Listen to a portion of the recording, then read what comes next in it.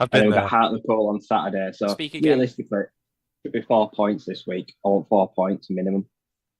That's, yeah. Speak That's now, not guys. bad. Oh no. I can't hear you. Next.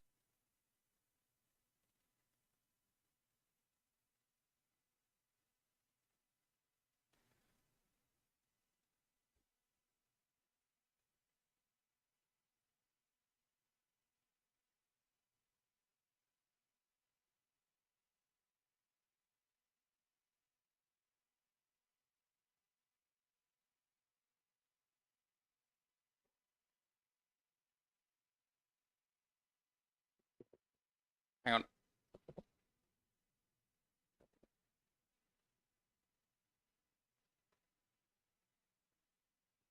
Oh, god damn it. I got tanked.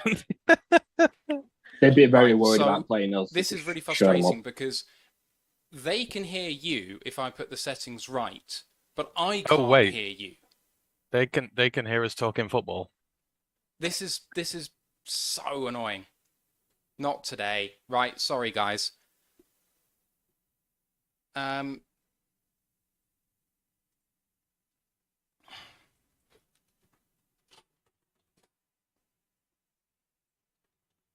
Got live captions, but they won't be able to hear you. They can just hear me. That'll suck. I'm not the attraction here.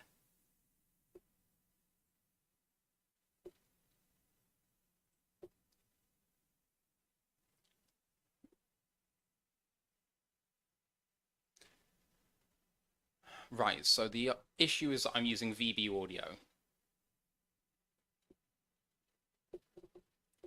I need to go to the sound control panel.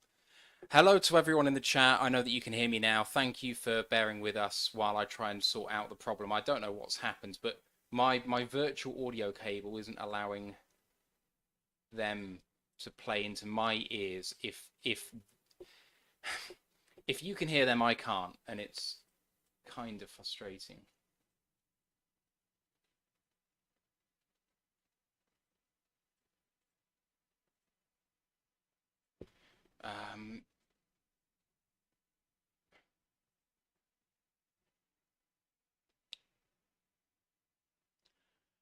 It's so Drew, it's using VB audio cable, and what the problem is that VB audio cable works by recording what they're saying and then sending it back to me, but also allowing it to be an input in for other programs. So it's not listening to the correct input, but I can't remember how to change it.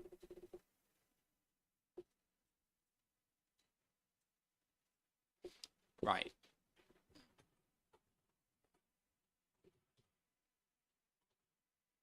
VB audio cable.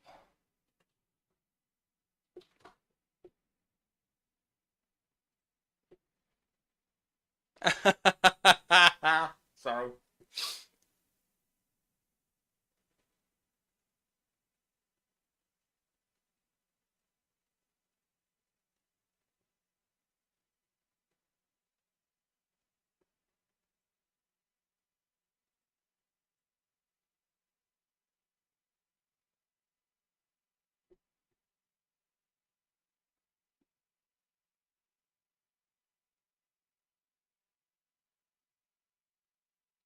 It's because it's changing the fucking settings in this.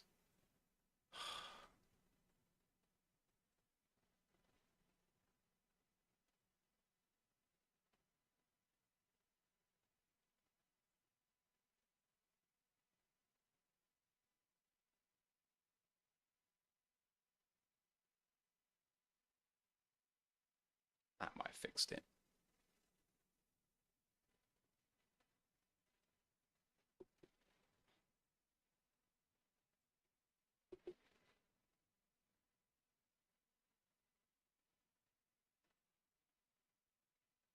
Hey ho. Yeah! Oh, we've done it. Woo! All right. Can everyone hear us? Right, should we start this again, guys? Have we lost all the listeners now? No, they're still here. They're egging us on a little bit. Hello to everyone in the chat. Thank you so much for bearing with. We are going to restart the show in 30 seconds. So bear with me while we do that. Okay, right. Who are never going to leave? Where else would they be on a Monday night? Oh, celebrate. Right. Okay, guys, let's just have... in fact, let's stop recording Recording here. stopped. I will take us off, start recording, and then go again. You guys good with that? Yeah. Yep. All right, here we go. Recording in progress.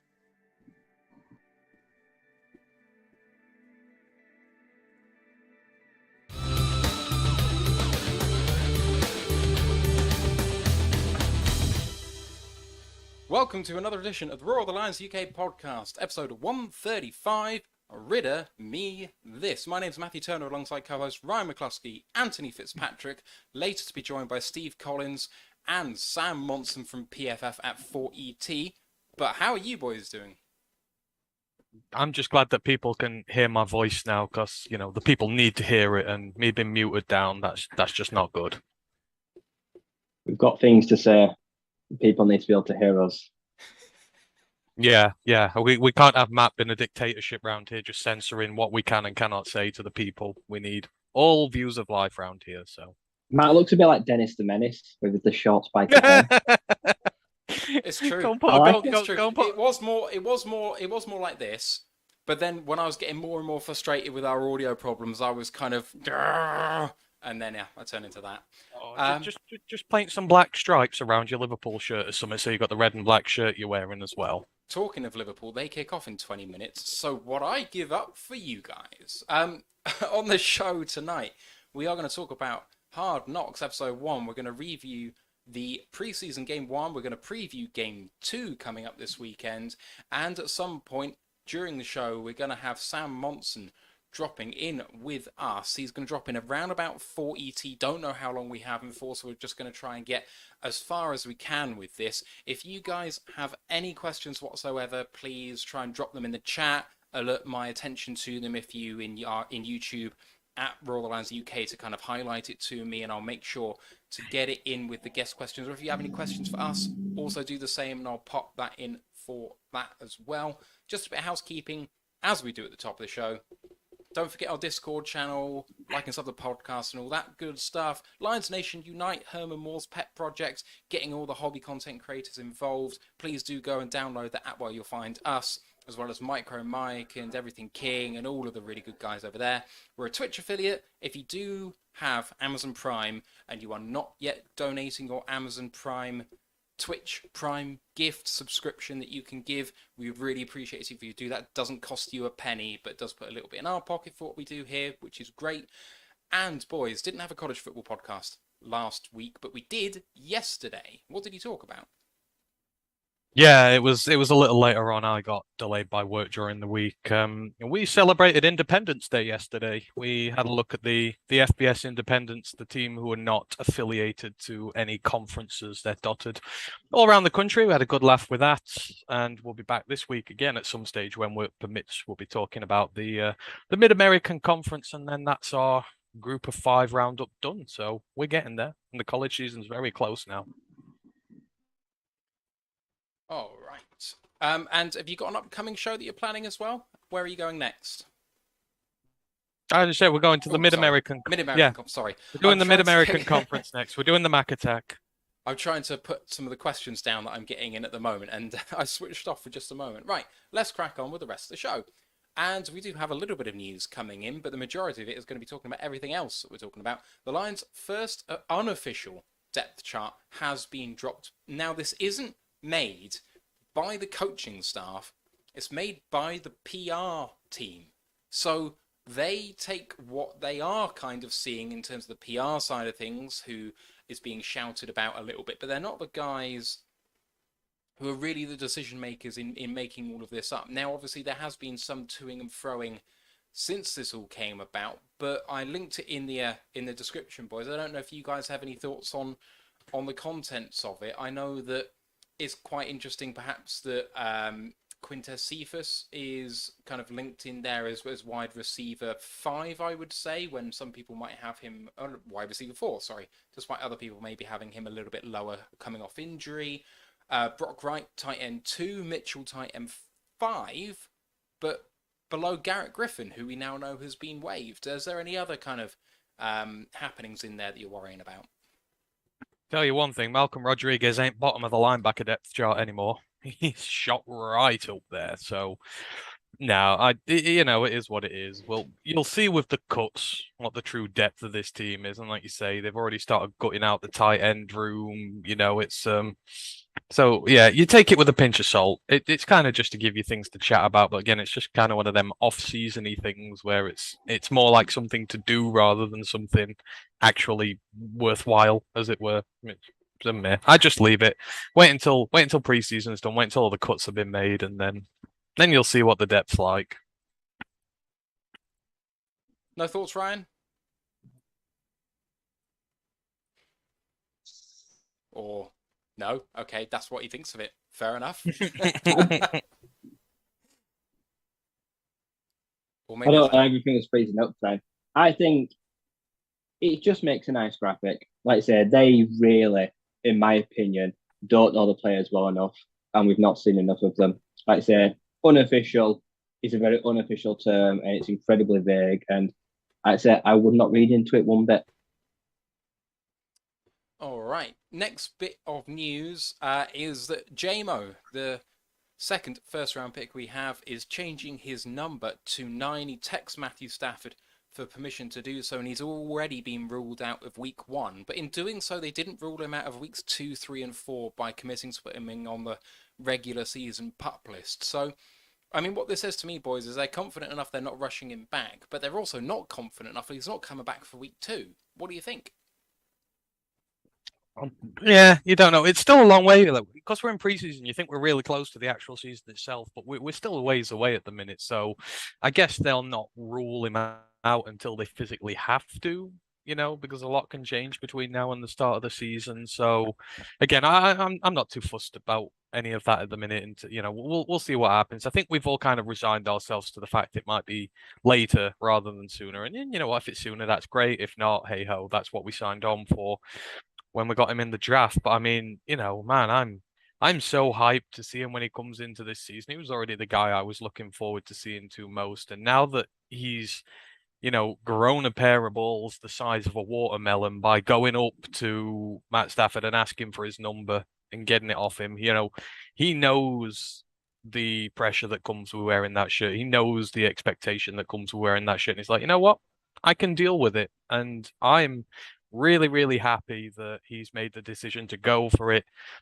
Stafford doesn't deserve that jersey been retired or anything for him. I don't think, there's any reason why you can't give it to someone else.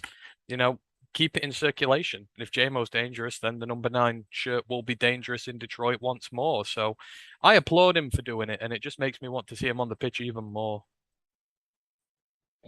I think it's going to be weird seeing him in number 9.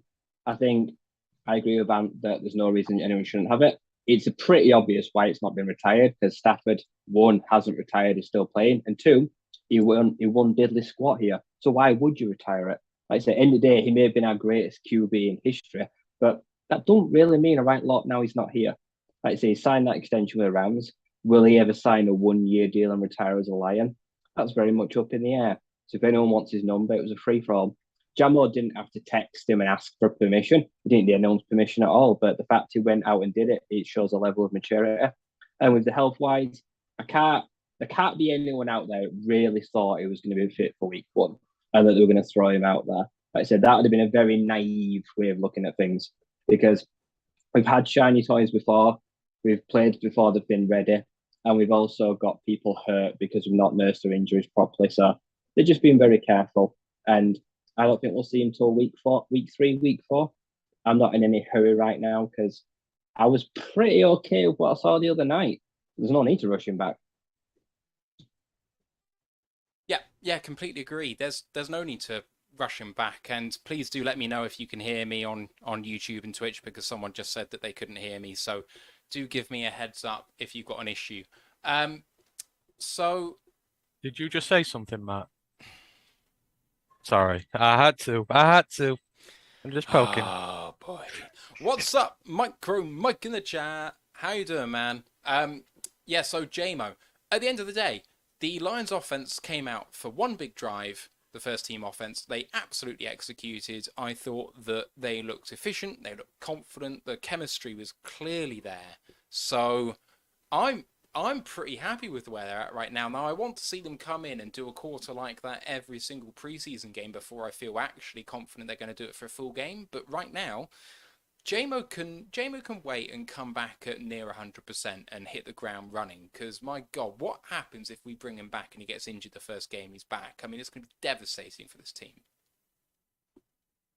Yeah, I'd crucify the front office. If they rushed him back in and he gets hurt again and misses the whole year, I will not be kind about the trainers. And we've already asked strength and conditioning coaches in the past for not managing injuries and for being questionable about all the hamstrings and ACLs. So please look after him. Wrap him in cotton wool until week 3 or 4. The moment he's 100% and he can't physically not be on the sideline anymore, then let him go. Let him free. I'm sure he'll tell us when he's ready. Well, I mean, you've seen what's happened with Levi and Julian again. They're injured once more, and it's like, for God's sake, I'm ready to have a zero tolerance policy on injuries now.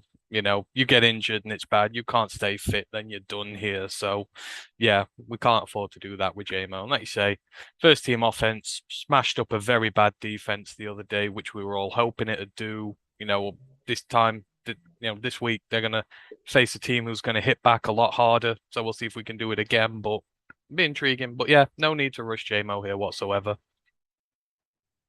And then 2 more bits of news in terms of injuries and roster moves. So Dan revealed all of this today.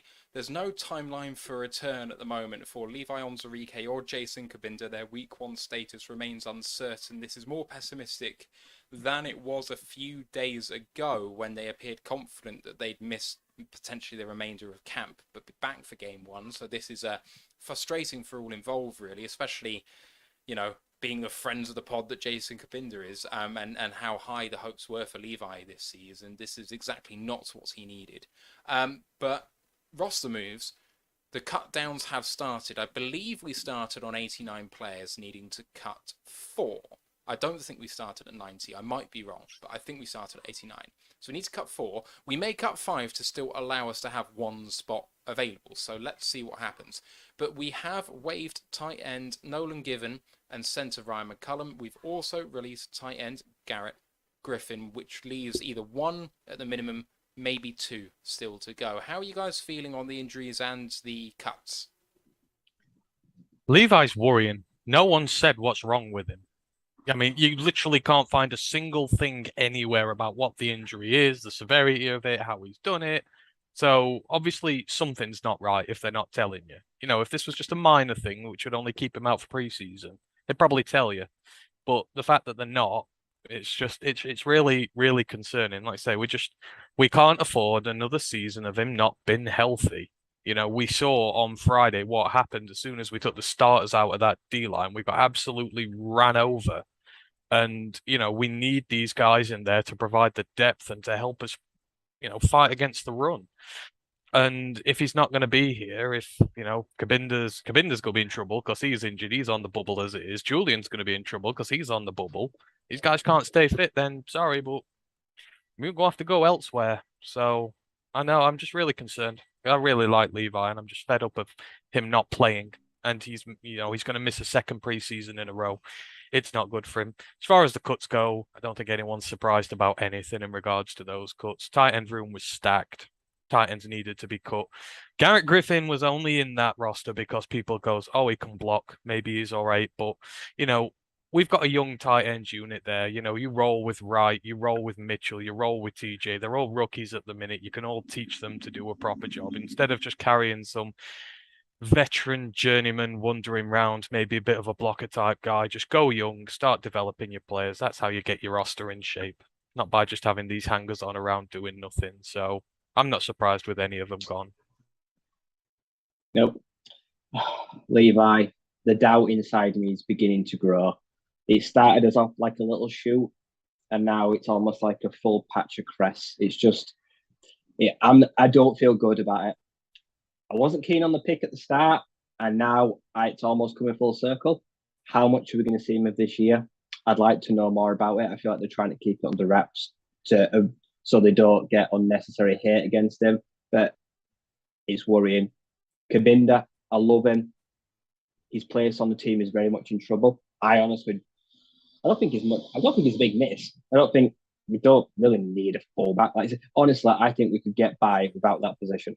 Like I said, we could just put a heavy goal set. We've got Bugs, we've got McNeil, like just using our nose tackles, honestly, punching a ball in. So I know everyone likes him, but if he's not back on the field within a week, I think he's a goner. I think they will see him surplus to requirements, unfortunately. And I agree, cuts. McCullum, he was crap anyway. We've already got a backup centre. So we're fine. We've got, say, Evan Brown, Tommy Kramer. I trust those two at backup centre way more than trust McCullum. He wasn't even good in Houston. And they're worse than us. That tells you a lot about where he's come on his journey. And it's say Garrett Griffin, don't teach an old dog new tricks. He's a blocker, but like I say, he's not getting any younger. His connections with the staff are probably the only reason he got brought in anyway. I'm all for giving youth a chance. Like I say, Zylstra, Derek Dees, James Mitchell, Brock Wright, JJ Hawkinson. Pick any three of them, and I'm pretty happy about the position. We saw some decent play the other day. So, yeah, I know Nolan Given had one reception. He's an undrafted guy out of a small school. I think it was Southeastern Louisiana. Like I say, may revert to maybe a guy you try to get back on your practice squad. Who knows? We'll see. So, yeah, no surprises with any of the cuts. Yeah, I mean, I think the one for me is Griffin, just because of what he might provide in camp. The thing is, if we value to the Kabinda position, then even without Kabinda on the field, you might want the rest of the guys to know what you're doing when Kabinda's in the game. So if Garrett Griffin is running that sort of backup role and he can do that, and everyone else knows, well, when there's a fullback in the play, this is how this play tends to run. Or, you know, we have the option now to run a bit of power, even though we're only playing 12 personnel or something, or 11 personnel. But now we're kind of taking away the ability to do that. Or they think that Brock Wright can do that better than Garrett Griffin can. I can't decide whether it's a vote of confidence in Jason Kabinda or saying actually that position isn't that important to us and we're just going to move on from even needing a backup doing that because it is what it is at this point. Well, a roster spot's not there just for a guy. You know, you've got to earn your roster spot in there. You've got to have a potential, you know, to make the team and do something on the team. Just to have him in there to simulate a fullback. Most of these guys coming back this year are the same team from last year. We've got the rookies, we've got a few new guys in, but a lot of this team are the same from last year. We played with a fullback all last year. We've trained with a fullback all season. They'll have trained with a fullback for a very long time now, and it's only the rookies who've come in who haven't really done that. And, you know, doesn't really affect many of them in the positions they're at. A lot of them, 6 of them are on defense. So, you know, I don't think it really matters. You know, we want rid of those tired old journeyman lot who aren't just going to really contribute that much. You know, that's the old Detroit. The new Detroit now, you've got to be able to contribute something to this roster. Like I say, you've got a lot of young, hungry guys in the tight end core who've got a lot to prove. You know, Brock Wright has proven himself worthy of a spot next year. You're not going to bring Mitchell in just to cut him. This ain't Patricia's era there. You've got to give him a chance. Mitchell's a very good blocker. He just, you know, he needs some technique development, but he will be a good blocker going forward. And then you've got other guys behind that who are young. So go with your young guys. Give them the snaps. All these washed up guys can just, you know, they can leave. We don't need them. For me, last word, fullback for me is a dying position. He is not Pat Ricard. He is not Kyle Juszczyk. He can't be used like that. I don't think we'll ever use him like that. So it's just hard to see keeping a space for a roster on that guy when certain teams use elite kind of athletes that are able to play fullback. We just don't have that, and we just don't do it like that. I just don't see where it fits in. Did you see Matt's eye twitch when you said that? That was like that was a little twitch there. It was just like. I mean, the thing for me about the fullback position is I agree that for the majority of the league it is dying out. But sometimes this is kind of like a zig when everyone else is zagging sort of thing, but unlike what Patricia did with it, which is entire roster's got to be different to everyone else and that's our advantage, when really everyone else just had an advantage on you and that's why they went that way. Carrying a fullback and in situations being able to go jumbo set with someone who knows what they're doing and having a fullback and 3 tight ends in the play, I don't know, it's just something to have that's quite nice in your back pocket. I can see Williams and Swift working quite well out of I formation with a lead blocker, and I just don't see someone like Brock Wright doing that as well as Jason Kabinda. Do I think that Kabinda will get on for more than 15 snaps a game doing that? No, but the guy was a Mike linebacker for a reason. He had good sideline to sideline ability. He wasn't fantastic, but he was quite good at that. So it's something a little bit different that maybe your tight end 4 isn't providing you. Let's try playing at linebacker. There's a bigger need at linebacker than there is at fullback, and that is very apparent. So I would very much like to see him in a preseason game. Try play linebacker. I'm with Rye. You don't use him that much. And, you're not losing much on your... I mean, our offense has got enough dynamic playmakers on it to work without a fullback. We've already got Swiss Army knives there. We've already got Amon Ra who can do all his little bits in there. We've got a very varied backfield of running backs in there who can do everything. I mean, you want pass protectors. I mean, Justin Jefferson, Jamar Jefferson, best pass protector by a long way the other day. That's come on leaps and bounds for him.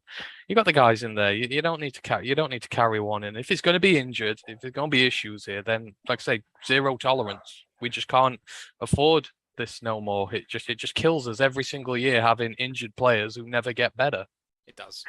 Right, let's move on to our next segment, which is Hard Knocks. Now, with the time that we normally air, we're going to be a little bit behind the curve with everyone else having their comments on this, but screw it. It was fucking hilarious in points, and we need to talk about it. And this is what we're going to do every week, maybe the latest of everyone, but I just don't care.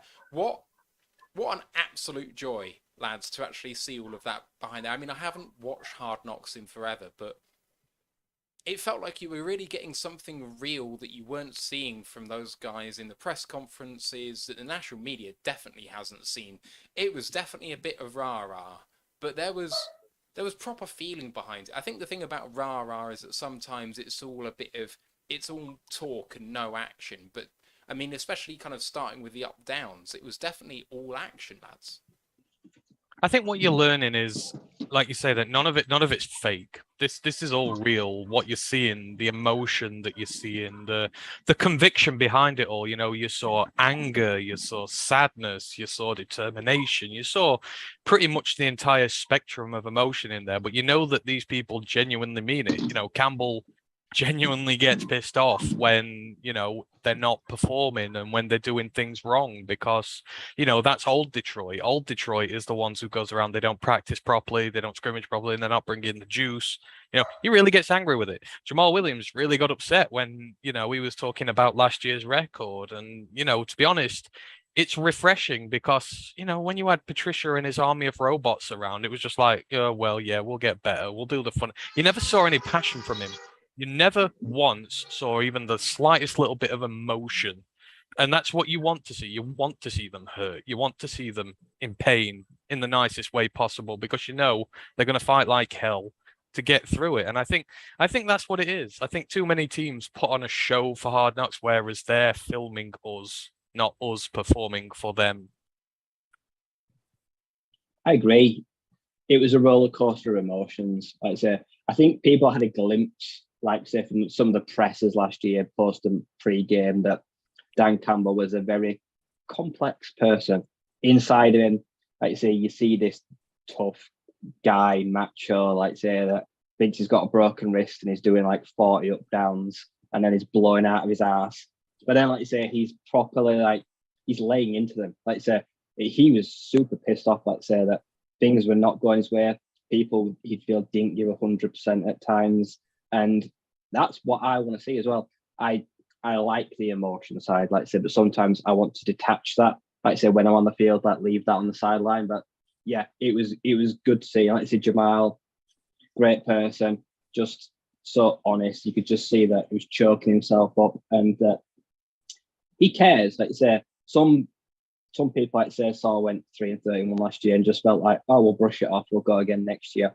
It pisses him off every day because he knows they're better, he knows we're better, and going that record again next year, completely unacceptable, and it just simply cannot be allowed. And some like the cameos, like the smaller guys, like say, we've got a real nice crop, a real nice blend. Like I said, we've got like small town kids like Eze, like I said, just landed here in the country, didn't know anything about where we were going, just felt going where right. And then Hutch, who is like the most mature family man ever. Like you think he's about 30, like he's got like a dad of 2 kids, like say how he takes people under his wing. Like I didn't expect him to be that grown up. Like say he comes across like a real stellar guy. See, on the back of that Eze scene, the name of the show today should have been Walking in Memphis, to be honest. But anyway, Steve is on the show. How you doing, man? Guys, how are you? All good, all good. We are just giving our first thoughts on Hard Knocks before I maybe drill down into it a little bit more. What did you take away from it? How are you afterwards? A lot better than hear it than the 5 weeks of Dak Prescott. Polished Cowboys PR. Yeah, it was, as the guy said, it was pretty raw, it was pretty gritty. You really get that kind of like training camp atmosphere came across. And I think just from watching it, you can see why people love to play for Campbell. You can see why people want to play for Juice Staley or Aaron Glenn. I mean, like the coaches just came out as the kind of stars. In terms of motivation, you would have to be fairly switched off as a player to go into that camp and then kind of, sleepwalk through a season, phoning in performances. You can see that's just not going to be allowed. And I think this is the issue that we've had it in the past. There's been too many players have just been phoning it in. But you can see all across the roster, it's going to be man versus man for the roster spots. You can see the expectation is the players have got to absolutely give their all.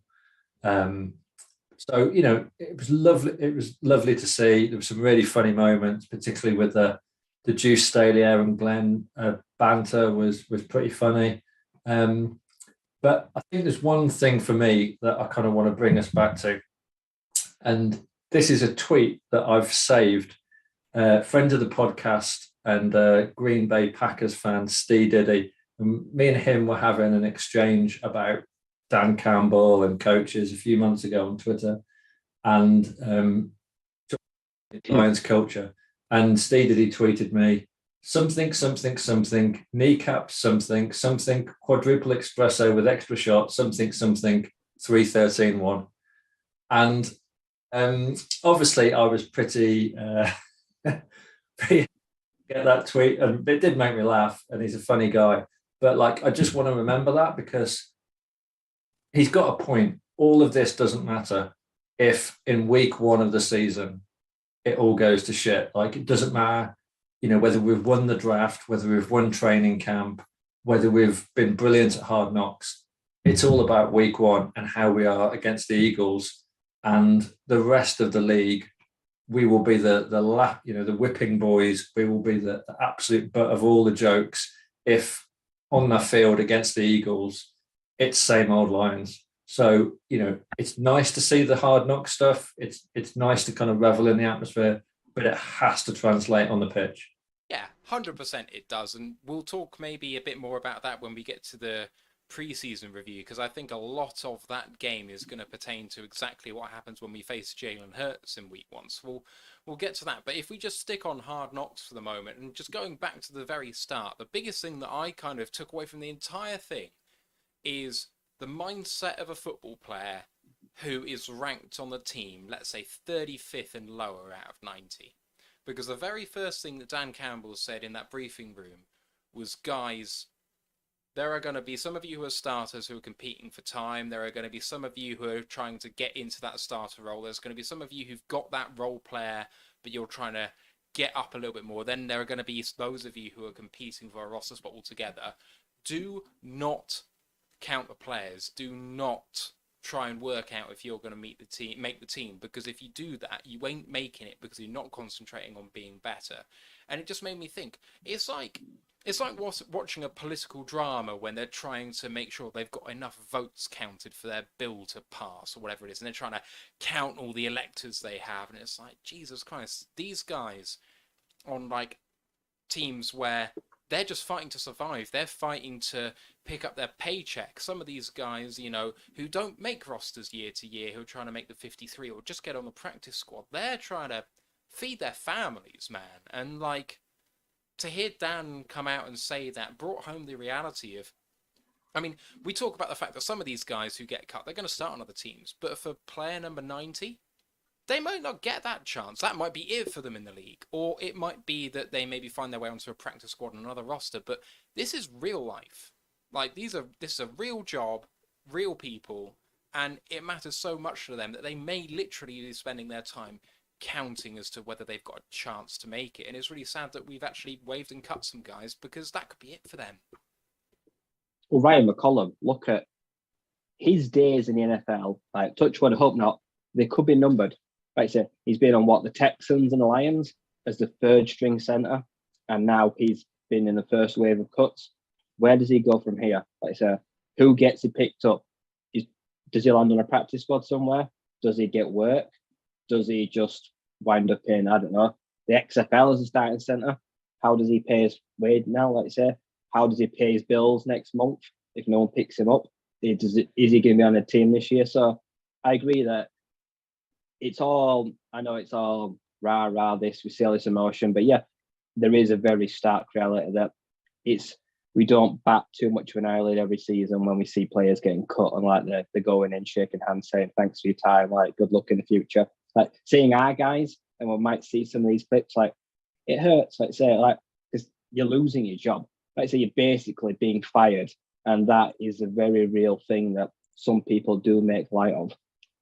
My big takeaway from this episode, though, do we feel like Ben Johnson will be kept away? Kind of, do you feel like they kind of like kept him away to like just focus, get in the way of calling plays? I feel like he won't be a big factor in Hard Knocks because I feel like they just want him to remain focused. I see all the big brash characters, and he's kind of not like that. I feel like he's a lot more reserved, and he just wants to try win the play calling job. So I don't feel like you can see a lot of him. Yeah. You kind of just said it there, though. You know, the TV, they look for the personalities. And, you know, Deuce and Aaron are personalities. And Juice is now my favourite. Like, I think Juice is mine. Funny. But, I mean, you know, the other guy who's noticeably missing is Fip. And Fip's kind of, you know, a bit stiff upper-lipped as well, and a little less loose than a lot of the others. So, you know, I think you're just kind of seeing the guys who have got a little bit of a thing about them. But I mean, you know, that Juice Staley, Aaron Glenn thing is something you kind of had no idea you needed in life. It was, you know, I just love it, and hopefully we see a lot more of it going forward. I had no idea this coaching team had like nearly 60 seasons of playing in the NFL. Someone find me a roster that has got that many playing seasons in its current like coaching, because I bet it won't be easy. No, 100%.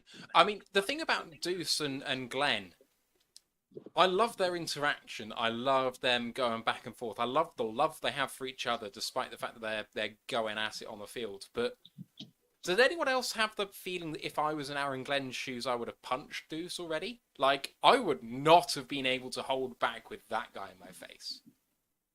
You probably have done, you know.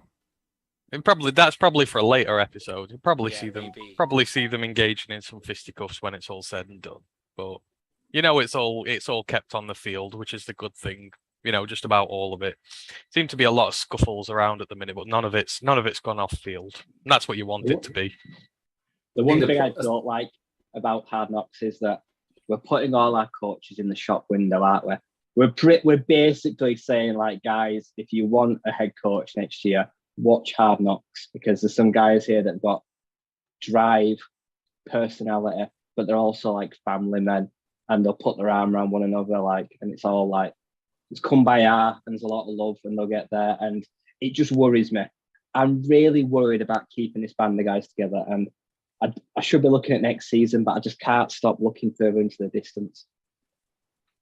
But Kelvin Shepherd, he's going to get a good job next year. I've got a very good feeling about him. He's clever. I think just going back to Matt's point about the kind of the realness and honesty from that opening talk, I would imagine that over the last few seasons, there's been a lot of Lions whose one aim in terms of training camp has been to not be any lower than the 54th best player. Just get on that roster spot, squeeze in at 53. And I think what's really clear is that's just not going to be tolerated, that kind of attitude of just coasting through camp and, just doing enough to make the roster. That ain't happening. Other things that I kind of saw when I was looking through it, just empowering coaches to be themselves and not the kind of mannerism of who they think it's meant to be. Shep mentioned that about Dan Campbell, and then about Dan Campbell about himself, which I thought was a kind of like a two-way street there, like emulating the person in charge. And that's what he really meant about a kind of trickle-down effect. Dan kind of, the fact that he shouts so much and that he's just losing his voice by the end of practice every damn day, getting hoarse, getting like rah, rah, rah. It really is that sort of thing, because by the end of it, you can barely hear what he's saying, but he's trying to get it out. The no light at the end of the tunnel, it's a freight train coming your way. I loved that. And I'm wondering about like kind of who the Lions freight train might be for other teams. Like, who do you not want to be hitting you? Like, I think maybe Aleem, the Dream, could be our freight train potentially in the trenches. Jamal's speech obviously stood out. The defensive point of emphasis I thought was really interesting, considering what happened in preseason, and maybe we'll come on into that in a minute. But he only gave the defense two things to think about when they were doing really bad that first day of camp. Their two priorities: pursuit and tackle. Pursuit and tackle. There's a heck of a lot of pursuing going on and not a lot of tackling, but never mind. Aiden Song being cut from the UK and international versions. Now, my theory is that they haven't got the rights to the worldwide edition of Billie Jean. But I'm just assuming you guys managed to watch it somehow. What did you think of his rendition? I was more all about. Where is it? I was all more about Emrod's salsa. That's fucking glorious, that were. He's got some moves on it. He's got some hips. Like I said, when he gets his first sack in the NFL, I want him to bust out that salsa dance. Otherwise, I will be highly disappointed in him. Did anyone see the crazy in Emrod's face, though? In Emrod's eyes? That wasn't the first thing he did on the show. They were asking everyone about training camp, and he said, "I like training camp. That's when you hit people." Like, oh my God. And I don't know if any of you guys remember that really old Jean-Claude Van Damme film where he's in a bar doing like kind of dancing. It's like, that's my rendition, yeah. Very much. I was just thinking of that as Emrod was doing his moves. I don't know why, but I couldn't get that Van Damme image out of my head. Yeah, I found the final kind of Dan Campbell speech really fitting. If we could go into game one and we didn't have to do any training camp, then I would do that, because I want to protect you guys. I care about you guys, but we need the reps. It protects you against injury as well. And we can't do it without doing this, and we're building the team spirit, and I'm doing everything for you guys. Is all I think about. I'm going to put you in the best situation, but you've got to trust me. And I mean, I took from that maybe he didn't feel like he was being trusted, or that they weren't quite listening to him. That he was telling them something and they weren't quite getting it yet. Did you take anything from that? Well, you saw it when, he was giving them a rollicking after the end of the first day of training when he said, look, you were questioning why you're in pads today and all that stuff. It was all to do with that. I think they didn't obviously perform well that day. And it was the first day in pads, and they're questioning whether they should be in pads or not. And he's explaining why. I think, it's all part of the process. Players are very picky when it comes to getting into pads and doing all the work. And obviously they want to do it as little as possible, whereas the coaches need them to do it a bit more. So you're always going to get a bit of give and take with it. But it seems like it worked. It seems like it sort of got drilled in there. There's a lot of expectation on this team this year, and so he needs to get them ready. They need to be prepared to go, because I think the one thing that Hard Knocks is doing, and the lines have been they've been trying to get everyone pumped up and going all rah rah all summer. Now, I know it's kind of the thing as your team with your fans, but the problem is that creates expectation then that maybe you wouldn't have had before. They're going into this season and they've got fans truly believing in this rebuild, and they need to start delivering on it on the field. So there's a very fine line between what they're doing here. If they go much further and the hype gets too much, then if we start off bad, then there's going to be a massive backlash from this. So, I think Campbell realizes that there is genuine expectation this year. He's not getting a free pass like he did last year. Not that he would have said it was a free pass last year, but he knows there's genuine expectation. He has to get them ready, whether they like it or not, going into training and that. So they say they have to trust him, but I think they do. This week's episode, I expect to be very different. I don't want to see singing and dancing. I don't want to see the rah-rah bullshit this week. It's done now. The hype's done. They need to get down to the nitty-gritty and they need to start showing it on the pitch now. It's like, I'm done with speeches now, really. And I think the thing to kind of counterbalance that from a player's point of view, though, is, there must be that fear that, we've already seen the carnage around the NFL in terms of training camp injuries and stuff like that. And that must be so at the forefront of your mind that, you could blow an MCL or tear an Achilles and, on the first day of training camp because you're like pushing too hard. And, that's your season over and possibly your career over. So I would imagine there is that kind of like fear that all the players like play with. And in terms of like the kind of effort that Campbell's expecting and, getting them in pads, you can understand the kind of fears he's trying to allay. But he was very real with them. And I agree, Matt, like it was very kind of poignant how he kind of finished it off. And then the final bit I have listed is the talk in the ice bath between Hutch and Eze, and how Hutch was just kind of quite, I don't know. You could see that the sort of polish maybe was coming off a bit. Oh yeah, I only had the 13 offers at college, including most of the top teams, but they all knew I was going to Michigan, so it didn't matter. And then talking to this undrafted guy, he was number 2 overall, and then talking to this undrafted guy, also a rookie, who did you have courting you? To find out he had half the SEC give him offers and he chose Memphis. And he's like, why did he do that? As if the only thing that a guy in that position would prioritize is football. As if he, like kind of just that Hutch does not relate at all to what Abinna has gone through. And how can he? But like the sort of the glass house maybe that Aiden has been in terms of maybe not talking to people who haven't come from his sort of background. It was very illuminating on both sides. I mean, the trouble for Eze is if he goes to Alabama, then he's stuck on the depth chart behind Evan Neal and all these 5-star tackles they've got there. There's so many guys who go to these schools who waste 3 or 4 years and then have to transfer out quickly to try and get the draft stock up in recent years. At least I know he's still undrafted, but he's had a full collegiate career to get ready for this. So, and I think he looks all right at the minute. So we can make a roster through it. I think Aiden's just that talented. Sometimes it's like you say, you just don't know how to talk to the guys who struggle a little bit more with it all. But I think Eze made the right choice in the end. Yeah, Hutch didn't mean to come across condescending or like questioning why he picks that to go to. Because Eze literally started by saying, I didn't even know the US. Did he say move from, was it Nigeria? Nigeria, yeah. Yeah. He just landed in the US. He said he got all these offers. Must be very overwhelming. Like I say, he said he didn't playing that much football. He played football, his last year of high school, and then got offers from all these schools. That must be a bit daunting for a kid like that. Say, joining a country that you don't know how people are going to react to you. Like say, you don't know how you're going to be treated.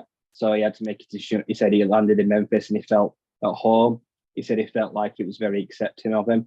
Like I say, everyone knows Memphis, but he did play most of his football at TCU. So he wound up in, I can't remember which area of Texas it is, toward Arlington. So he has been around that. So yeah, Hutch was very shocked. He said, like I say, we could have been on the same team. Like I say, we could have gone against one another possibly. Had all these offers. But I think, it wasn't, like I say, right for him. Eze just did what was right for him, and I'm guessing his family as well. He went where he got the most help. He didn't go into the offers, but some of them might have been preferred walk-ons. They might not all have been scholarships. We'll never know, really, because he played such little football. But ultimately, yeah, I think it's good to see that we've got such different growing up, like say, different backgrounds on the team. Like say, I think they'll grow as people and they'll help one another.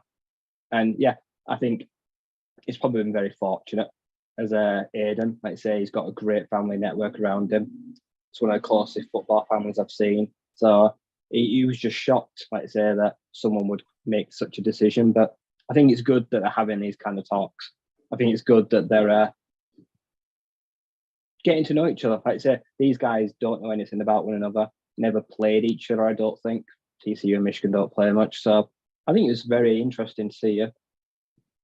Just that going to the best football school isn't necessarily the best thing for that person, you know, like Ant said, if you're buried down the depth chart, you never see action. That ain't going to do you any good. Now, it's not like he went into the FCS, you know, where you are going to be struggle to be seen a little bit more. I mean, it's not impossible, as we've seen, but, you know, going to an FBS he's still playing the Big 12, I know, week, yeah. Yeah, absolutely. He got seen, and now he's on a roster. And to be honest, I think the majority of people think that Eze has a terrific shot to make this team, right?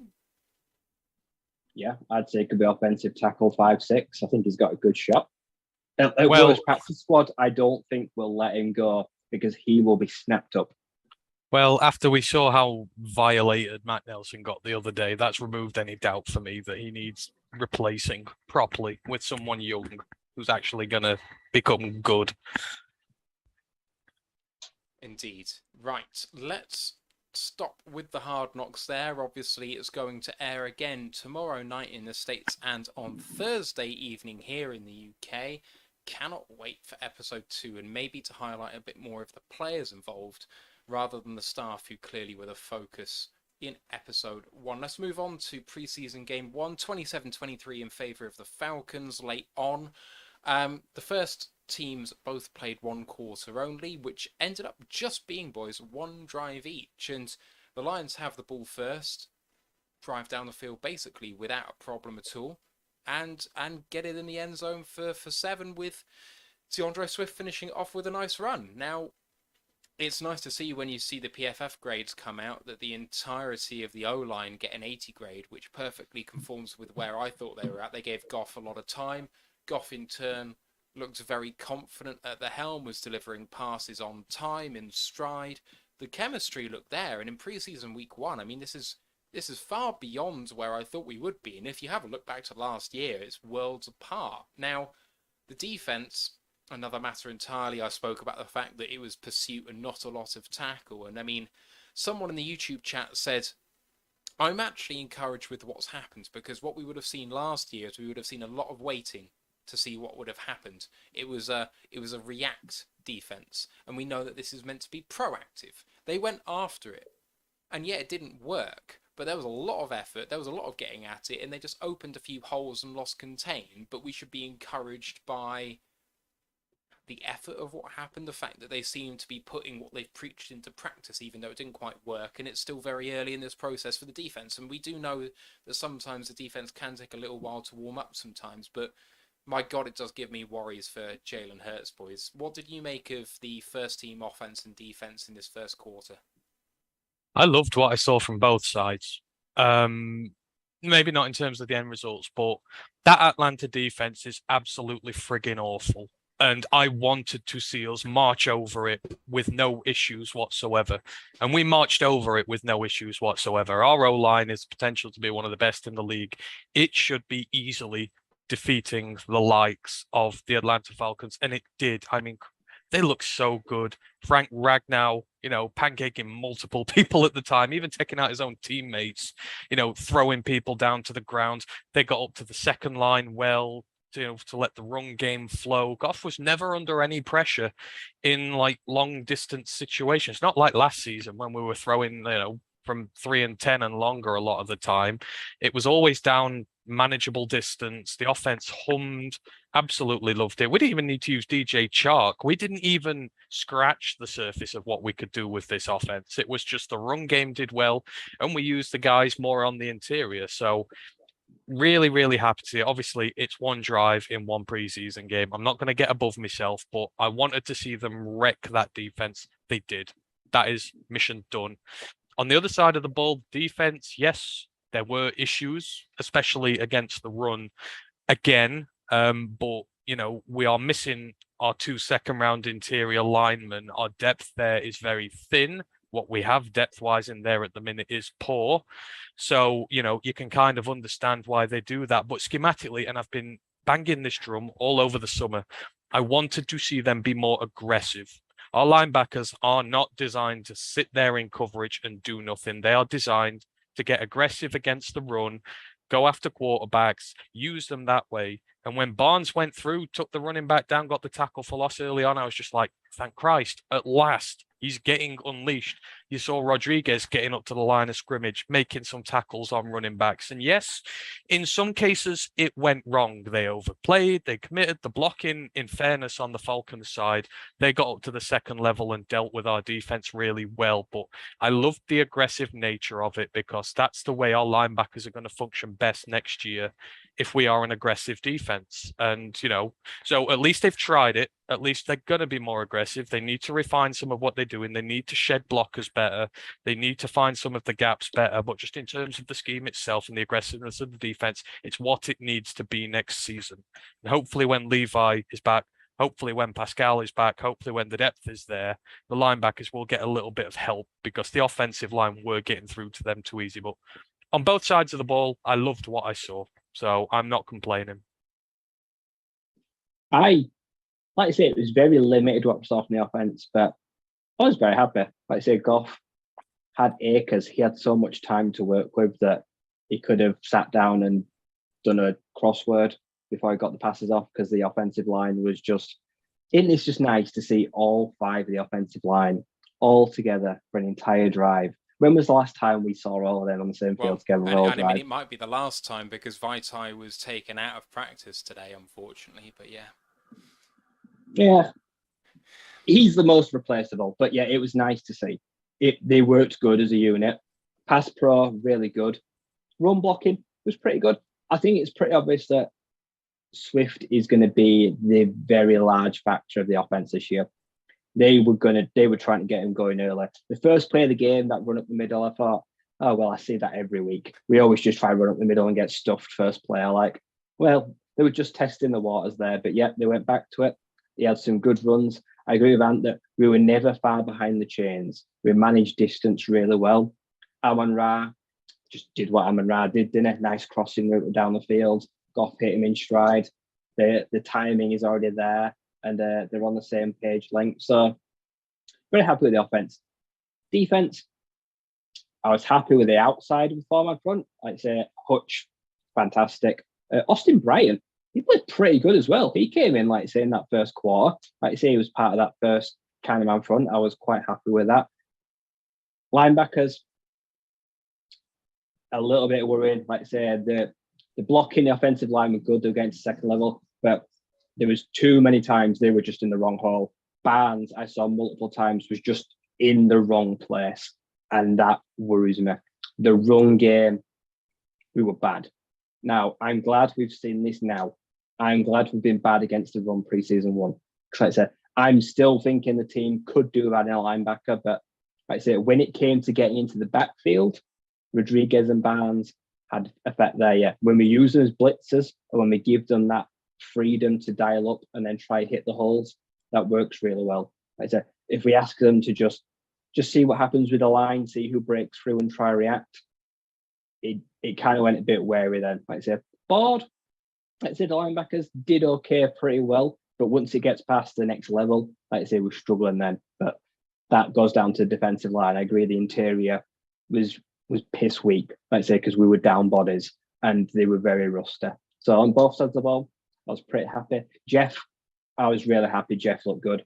His tackling again, just crisp, on point. That's not let go. He looks confident. He doesn't look scared to not get hurt. So it's like he's taking the play off. I was really happy. Walker come up, made some plays as well. So defense, I was pretty happy. Like I said, after that first quarter, I was very content. I watched 3 quarters of the game, but I was very happy with both sides of the ball, first stringers. The first stringers in preseason, what did you make of it? I think the offense absolutely delivered, where we were all hoping they were going to be. The push they were getting on the interior, like Ragnow was looking absolutely awesome. I thought Jackson and Vaitai played really well, and Swift and Williams were getting some serious space to run into. And the wide receivers were St. Brown was in the game. There was a few nice catches, and I thought Goff just looked very unlike the Goff of last year. There was one play when the pass protection broke down a bit, and rather than kind of just check down or get rid of the ball, he just took a couple of steps back, and then, like, with pressure in his face, I think he made a throw to one of the tight ends, and I just thought, that just wouldn't have happened. There would have been a negative outcome with Goff in that situation last year. So for me, the fact that they just absolutely carved the Falcons in that first quarter and moved the chains at will, and it all seemed very kind of dynamic compared to what we're used to. That was really, really positive sign, and that was my kind of biggest positive takeaway from the whole game. And then the defense came on, and it was kind of like same old, in terms of we couldn't stop the run, we couldn't deal with a mobile quarterback. Some of the tackling was poor. Barnes, I said he looked like he was trying so hard, but he overran the ball a couple of times. And it just felt that for all of the investment in the interior, it still wasn't really very good. I think one of the things I'm most worried about is the schedule, because we've got Jalen Hurts in week 1, and if we cannot deal with mobile QBs with our defense, we're going to get absolutely torched. And then we don't really have a mobile quarterback to play against for the whole of the first half of the schedule. But then second half opens, I think week 10, we've got the Bears. Then we've got Josh Allen coming in week 12. And, for those kind of, I know he's a bit shit, but Danny Dimes at New York Giants can escape the pocket. So I'm just really concerned at that point of the season, if we've not put this right, we are going to get torched. And I absolutely do not want to get torched by Justin Fields and the Chicago fucking Bears. So we have to sort that out. And if week 1's a disaster, Philadelphia and Hurts, we cannot not sort that out by the time we get to week 10. I mean, they must know front and centre that that's a big issue, and they see what's happened there. I think it becomes a point of emphasis then, and we sort it out, fingers crossed. MCDC also talked about a few things that happened in the game, so listed some players that he saw that stood out on defense or special teams, mentioning Jeff Okudah, Kirby Joseph, Malcolm Rodriguez, Hutchinson, Annalie McNeil, and also said that Khalif Raymond and Godwin Igwebuike were held out of kick returner, punt returner duties because they know what they have there already and they're trying to give someone else a chance in those positions. So good to hear about, as the guys have mentioned already, that Okudah had a good day, especially in the tackling area, and Rodriguez filling his gaps, hitting people, especially that one special teams play was really, really great. Kirby Joseph, though, I think is the big standout for me. Someone whose tackling has been criticised, someone who has only got one full season of college football under his belt. And he came out there, they tried to pick on him, and his tackling had markedly improved. He saved a touchdown with a really big tackle at the goal line when it looked like it was easier to score. He's the big one that I'm really, really pleased with out there. What about the rest of you guys? Any sort of big winners, big losers, and maybe some thoughts on the second and third teams? Anything you took away from there? QB2, QB3 sort of thing? All right, can the chains here? They did pick on him. If he hadn't have got that one-on-one tackle by the goal line, we'd have been saying that was an atrocious drive for him. Let's be real. The tackle was great, and I look, he's a rookie. They're gonna make plays here and there, but this is what we asked for. We didn't really invest in safety. We didn't really ask in linebacker. That's going to be problems we're going to get because we didn't do that. But no, Kirby was fine for what it was. But yeah, there're going to be issues. He ain't started yet, so you have to see. But I don't know. In terms of people who stopped went up. Obviously, Kennedy did really well, but it's the curse of the preseason warrior, and he's got his mate from the practice squad throwing at him. So you wonder how much of it is legit and how much of it is Blouse just looking for him first string every time. Going on. You don't know. I mean, I guess you have to talk about the backup QBs here. Personally, I don't think either of them were that bad.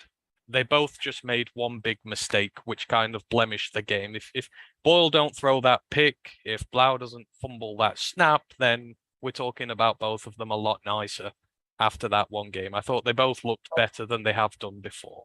So, you kind of got to give props to them for that, because they have taken a bit of a batter in the pair of them over the summer for how bad they are. So, they're right. I mean, outside of that, I think it was a little bit of everything, really. I don't think too many people stood out to me this week. I'd say the nicest play of the game was made by Boyle. That 40-yard dime down the sideline was beautiful. That ball was lovely. Now, what I'm going to say next is going to hurt people. I don't rate Tom Kennedy. I don't care if he played well against second and third. He played against scrubs. He's not good enough to play for the first team, and I wouldn't have him on the roster. He is not good enough to do that against first-string defenses, and I will die on that hill. So he didn't win me over. He'll be a preseason king, but it won't be enough to convince me of putting him on the team. Practice squad at best, unfortunately. Chase Lucas, but I'm biased. 6 snaps, 95.5 PFF grade. Had a great almost interception and shot to make a tackle that almost was stuffed at line of scrimmage. His stock rose in that late quarter. He'll expect to see more snaps against Indy, which I'm very happy about personally. So, but yeah, there was some good performances. Deshaun Elliott didn't play too much, but we saw what he's about. He's a box safety, so that was fine there. I was okay, happy. Like I say, Joseph, I agree, did get picked on. Did he not get beat for the? I feel like he got beat for the touchdown that won the game as well. That was Boswell. Yeah, like I said. Oh yes, Boswell. Yeah. Joseph, yeah. Joseph, just bulk up a bit. That's all I want him to do. Like I said, just put a little bit of timber on the frame. I think everything looks good there. He looks like he's a player. I was fairly happy. Tight ends, like I said, they looked okay. Zylstra, he had a nice catch, didn't he? Say Nolan did, but he's now gone. Why didn't Hawkinson play? I assume they're just protecting him. Really, again, I mean, he is technically a first teamer, and he's been off an injury. So I would have liked to see him on the first drive, but I suppose they're protecting him. So, but no, I was fairly happy. I think, like I say, the second string O line, the first 4 plays of that drive with Boyle, it was atrocious. I was just like, oh god, It's a shit O line again. That was so bad. But then they found the rhythm fairly quickly. So Maurice Alexander, he looked okay. He took some of the special team duties. He may have a chance at special teams. I love how Dan Campbell, that was the politest way of ever saying, like, we know what we've got with Godwin. He coughs the ball up, so I don't trust him. That is what I got from that. We know what we've got with, so he's not playing special teams right now. So, but yeah, there's some good guys there. Khalil Pimpleton, he had a few chances, had a few thrown his way. So, yeah, so no, I felt good. Like I say, scoring the matter didn't end. I will say that I was impressed with the Atlanta quarterbacks. Desmond Ridder looked good. I think Desmond Ridder can win that job from Marcus Mariota very easily, because Mariota, good rushing quarterback, bit of a noodle arm, don't trust the block. But Desmond looks the complete package, was very composed, and he picked us off. He took his chances well. He looked for space, and he did his reads well. So it was not an easy assignment going up against 2 polar opposite quarterbacks like that. So I think we handled it very well. I said that there weren't anyone who did impress. I'll open this can of worms here, but Jared Davis had a really good game. And I've just kind of remembered now, especially in that second half, he went through a phase where I think about 3-4 plays in a row, it was him making the play. I think if you're talking about the linebackers now, he was probably one of the more consistent ones that day. And, as for the roughing the passer thing, anyone who says that he rushed into him deliberately is talking out their arse and didn't watch the game. He got pushed into him. But outside of that, he was solid. I still don't think he's going to make the roster, but you can see he's fighting for his spot, and that's what you want from the team. So, yeah, there were that. And Cam Nelson. I'm done with him. Steve, can't hear you for Can't some hear ya. reason. It's gone. Come again. I think Anthony Pittman and Josh Woods both played pretty well as well. And I actually saw Sean Dion Hamilton on the field. I know we were talking about does he exist, but I can confirm a visual sighting of Sean Dion Hamilton on the field. I don't know if anyone spotted him. I think it was like 4 minutes into the fourth quarter, very briefly, but he was on the field. A couple of other players that I saw that kind of impressed me a little bit. First of all, was Devin Funchess. I mean, I know that the reception in the end zone was great. I mean, he beat the guy off the snap and a one-handed catch, but the guy caught 4 out of 4. I mean, for someone who's been much maligned as a receiver, he did all he could do out there, and tight ends are falling around him, and he is still remaining despite coming in late.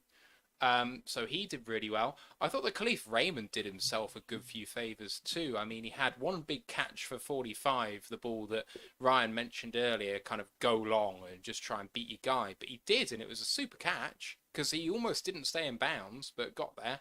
And I don't know, in his position, someone who's got to be the burner down the field and catch it deep. That is not the highest percentage play in the world. It's easy to miss that ball. And those are some of the biggest...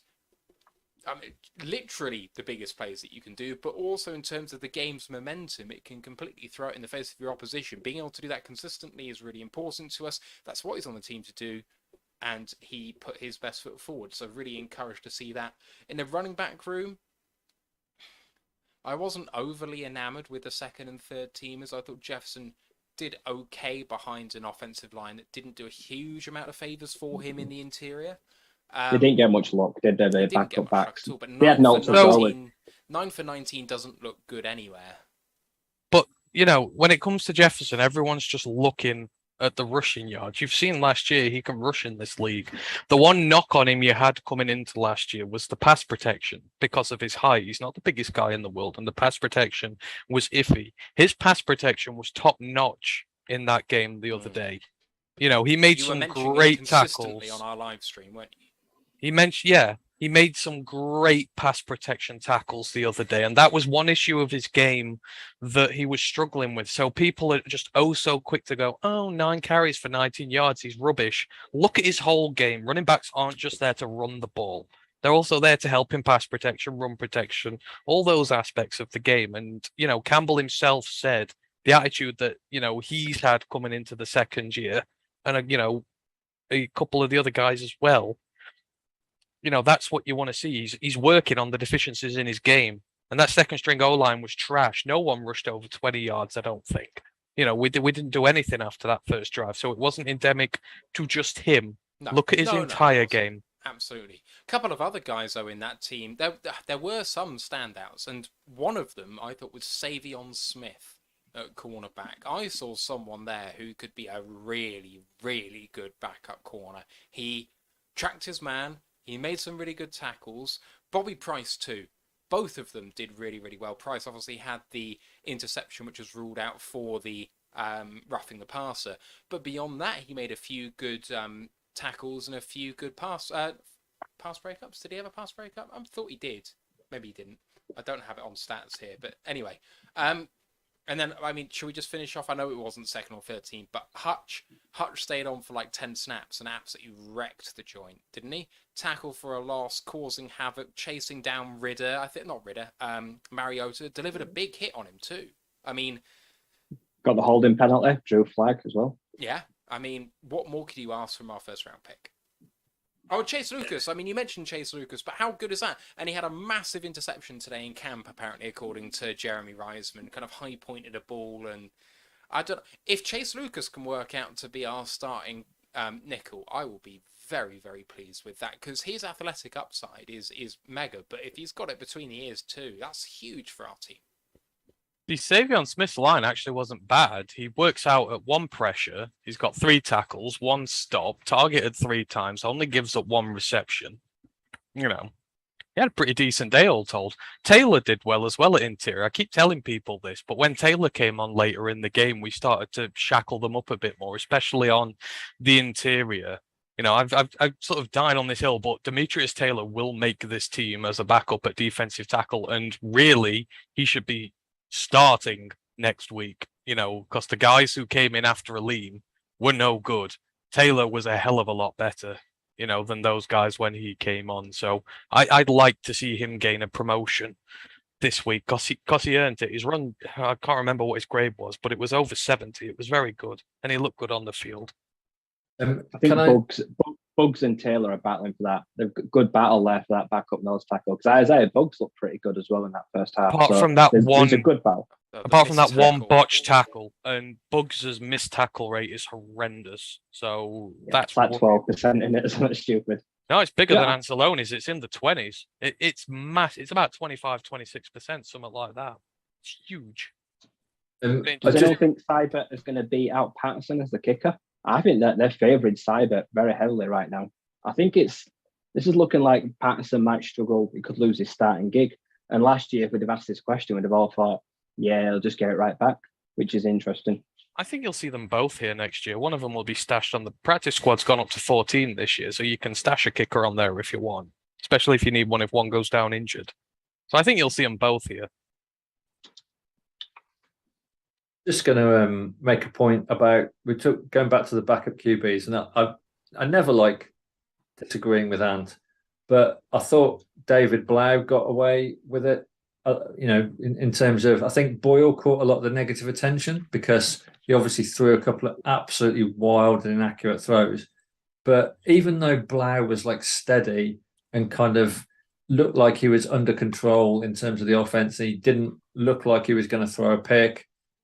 Just the fact that he just did such a bad fumble, in the game-ending drive, effectively, like that to me was, that for me was the death knell of Blau. The fact that he just did such a major error that just effectively killed the game. I mean, that's his one chance to impress. He can't be doing stuff like that. And I thought he was kind of, didn't get as much criticism as Boyle. He's the homegrown product though, and Boyle's the Green Bay cast off. I think there's bias in there somewhere, but it's the same with both of them. You know that both of them have a mistake in there that's going to cost you somewhere, and I think that's just what people just dislike about it. Whereas Jared Goff, I never worried once about him this week, which was and he had pressure brought to him, and I never once got concerned, and that just shows how far he's come this year. That I didn't worry when he was under pressure because he's actually relatively good against the blitz, contrary to popular opinion. So, yeah, I was happy. All right, let's move this on now to talk about preseason game 2, which is happening Saturday. We have joint practices on Wednesday and Thursday with the Colts before playing them in Indianapolis. They played the Bills in their first game of preseason, falling 27-24 to the majority Matt Barkley-led Buffalo Bills. Matt Ryan took 10 pass attempts in there. They also had Foles taking 11 and Sam Ehlinger also taking 11 attempts in there too. And it's a running game that could be potentially fearsome. So this group didn't have a huge amount of snaps for their starting quarterback, but in the running back room, they had Nathaniel Hines taking 8 carries. Sam Ehlinger took 4 carries for 24 yards. Philip Lindsay's in there too, 5 for 24. That's a running attack. If they run out Hines, Lindsay, and then Ehlinger, that's going to be one that we might also struggle against, lads. What are you thinking that we're going to do here? Do you think that it's going to be some of the same, or do you think us practicing against them might help out a bit? How do you see that sort of thing shaking out? They're going to hit. Yeah, Hines made us look a dickhead when we played Indianapolis last. He got 2 touchdowns and he made us look stupid. Practice won't make any difference going against them. I don't care about the pass this week. Stop the fucking run. That is it. Like I said, I don't care about Matt Ryan. He ain't mobile. The guy's a bloody granddad. Ellinger's bang average, so he don't fear me. Foles is also a statue, so I would like to see more protecting the interior of the defensive line. Like I said, maybe I think Hutch might get kicked in again to that 3 a few times more this week. Like I said, I want to try stop the running through the middle because they're going to look to try do it again. They've seen how Atlanta had the successes against it. They're going to try replicate it. So that is what I care about this week. They're going to just try and run it down our throats. Absolutely. Absolutely, that's what's going to happen. They're going to hit. They're going to hit us back. The Falcons didn't hit us back when, even on defense, they didn't hit back. The Colts do. And to be honest, I like the pairing with the Colts because the Colts, are a successful organization. Obviously, you don't really have the Super Bowl wins recent years to prove it, etc. But they are constantly in the postseason. They are constantly producing very good sides.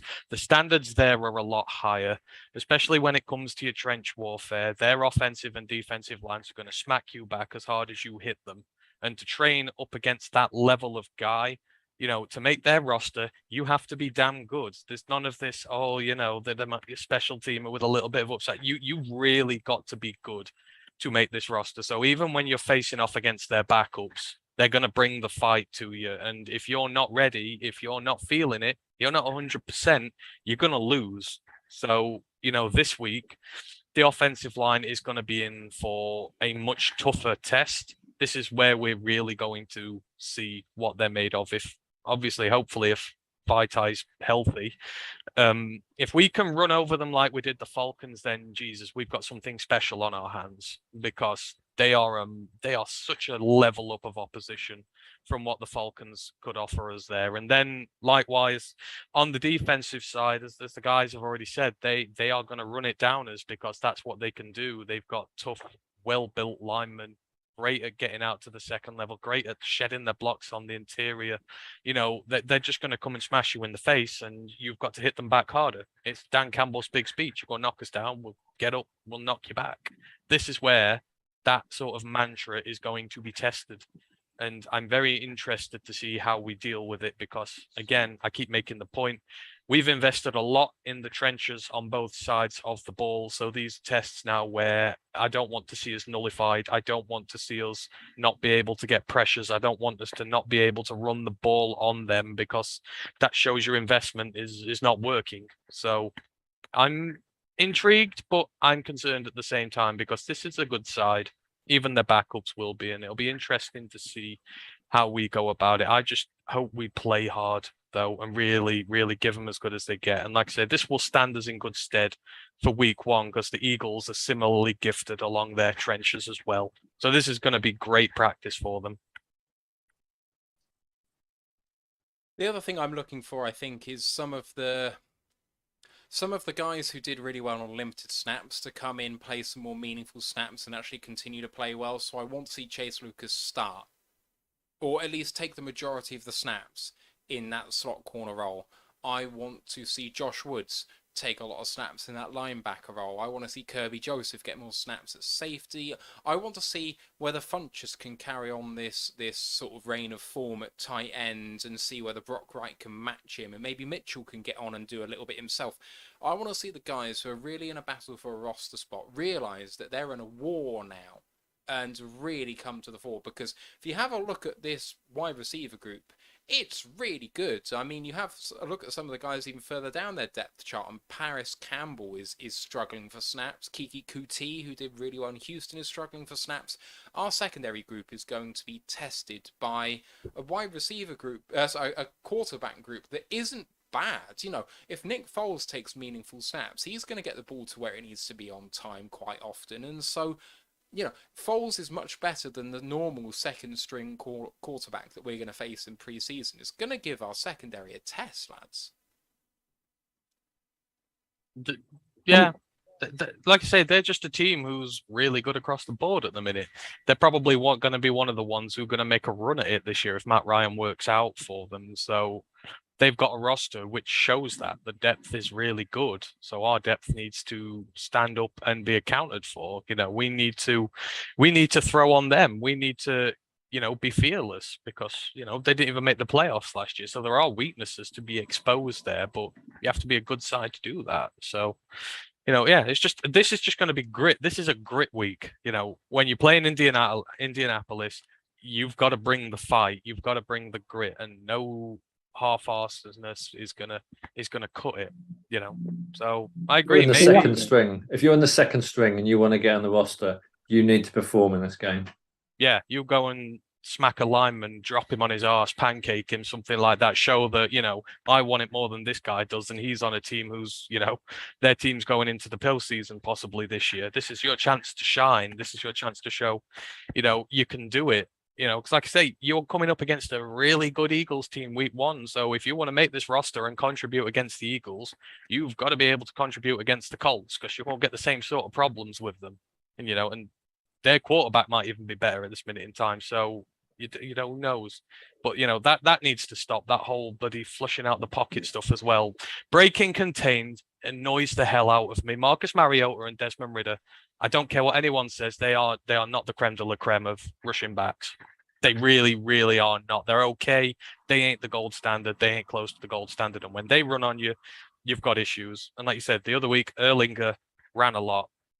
I know Ryan says he's bog average, and I agree, but he actually looked the best quarterback on the day for the Colts last week. So you've got to be very careful with him. You've got to pressure him and sack him. Otherwise, he'll cause you damage on the ground. The team just have to show out this week and show that they want it. All those guys fighting for a roster spot just have to show that they want it, because the other guys on the opposite side will want it more than they will. Plus takeaways, the Bills beat them because I think the Bills got points off three turnovers. The Bills generate turnovers. That's how they beat the Colts. The Colts gave the ball away multiple times. It was very messy. We've got to be on the ball opportunists. If there's a fumble, be the first one out. If there's a tip pass, pick it off. And if you do, get in front of them and block. Because the Bills go to the end zone multiple times, especially on the forced fumble. So aggression. Let's turn up and let's try win the turnover margin, because that's not what we did the other day. We did not win the turnover margin, and the end it bit us in the arse. So I'd like to see us be a little bit more clever than that this week. I could have sworn there were like double-digit takeaways in that game. I'm pretty sure there was like 3 takeaways in 4 snaps. There were successive turnovers, and I think there was a fumble recovery. It was messy. But like I say, yeah, that's what they did, and they beat them. So yeah, just don't cause any roughing the passers or illegal contacts or anything like that when we get a catch. I mean, do you at this point not feel like every time we get an interception, you're just waiting for a flag to go down or a whistle to go? Just seems to happen with us all the time. When we get a pick, something negates it. Yeah, I feel for my guy Bobby Price. Sorry, Steve. I was going to say, let's get them out of the way in preseason. If it's going to happen, let's get them out of the way now.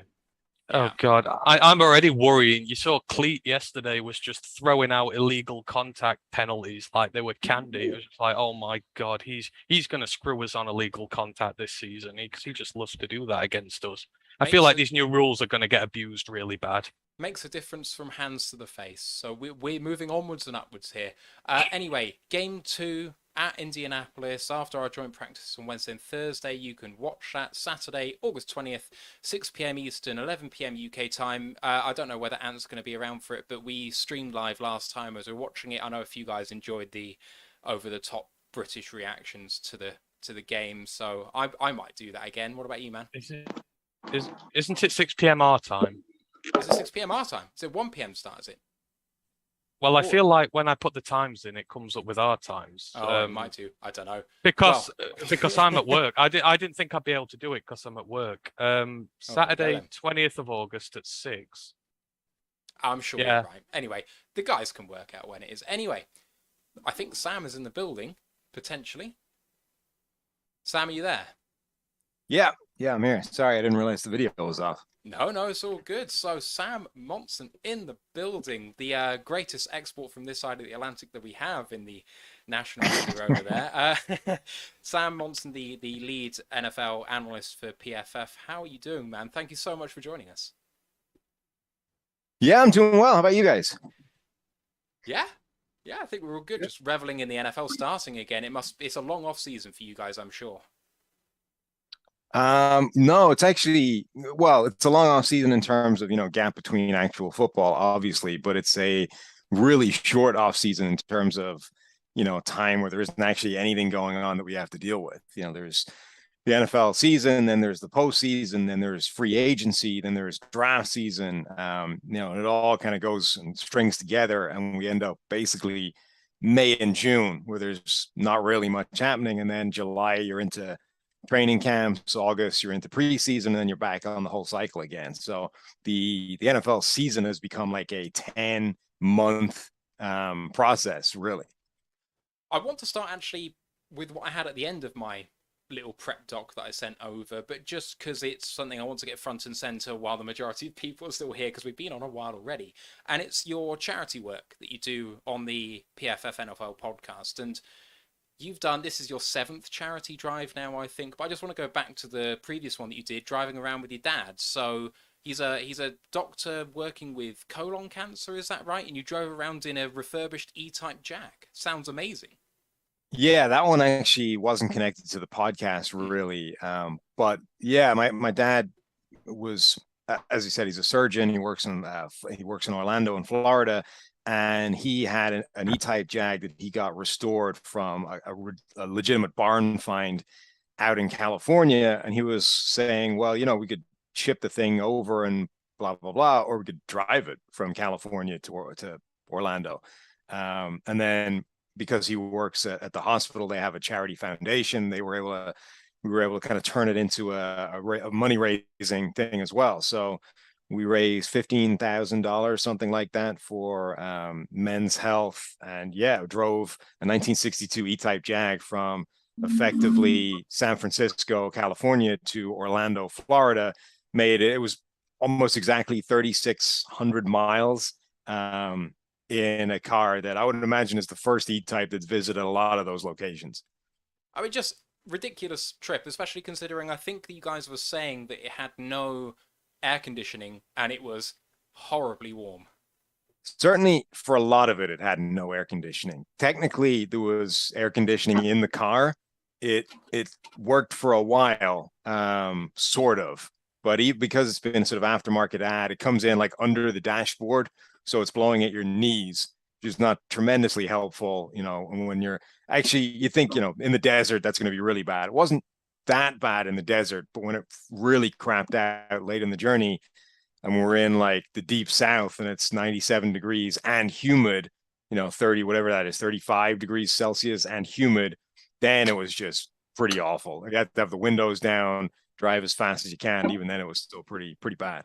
Yeah, that sounds really rough. And your current charity drive, which is in the description below, please go and donate to it, because of the cause I actually think is great and probably won't be a cause which I think is particularly well funded, because maybe it's not the most popular cause, but it's for Needs Inc. and I think I've heard you say it a few times, but in total from start to finish, $57,000 or upwards of $57,000 to get these dogs from start to finish for people who really need them to live their daily lives.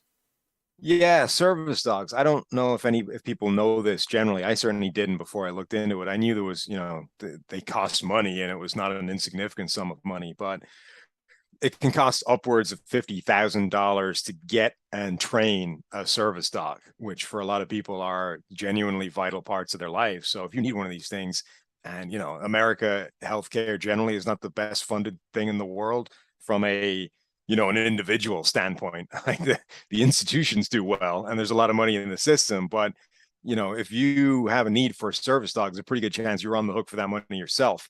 And if you don't have $50,000 plus sitting around, you're going to have real problems paying for these things. So Needs Inc. is a group, a charity that helps bridge that gap for people.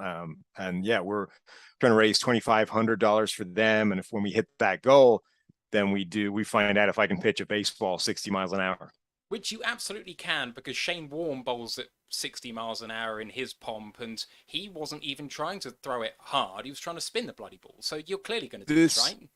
This is my thinking. It really doesn't feel like that high a number. I mean, look, Steve is a former minor league pitcher. Steve in his heyday had like a 95 mile an hour fastball and, hasn't done anything for the last 15 years or whatever it is. And he went out there and pitched 75 when we were doing our first baseball charity thing, which was him pitching at me.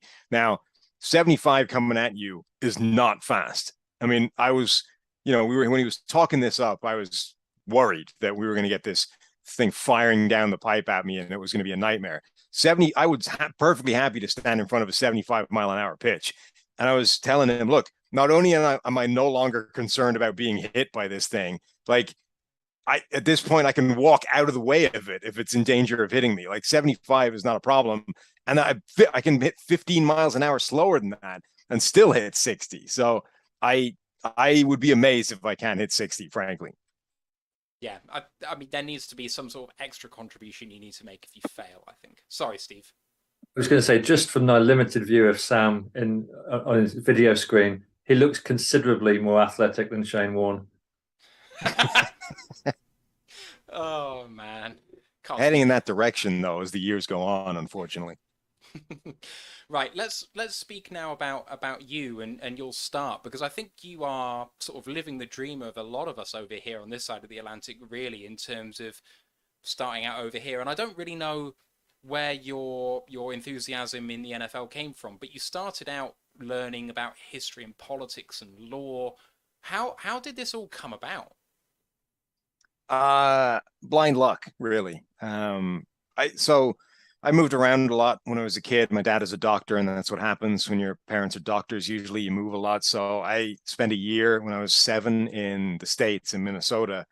I think my dad, like, from moving around and from traveling generally, had been into American football before that, but I think that's where I picked it up. It was right when the Vikings traded for Herschel Walker. So there was a lot of kind of buzz in Minnesota at that time about the Vikings.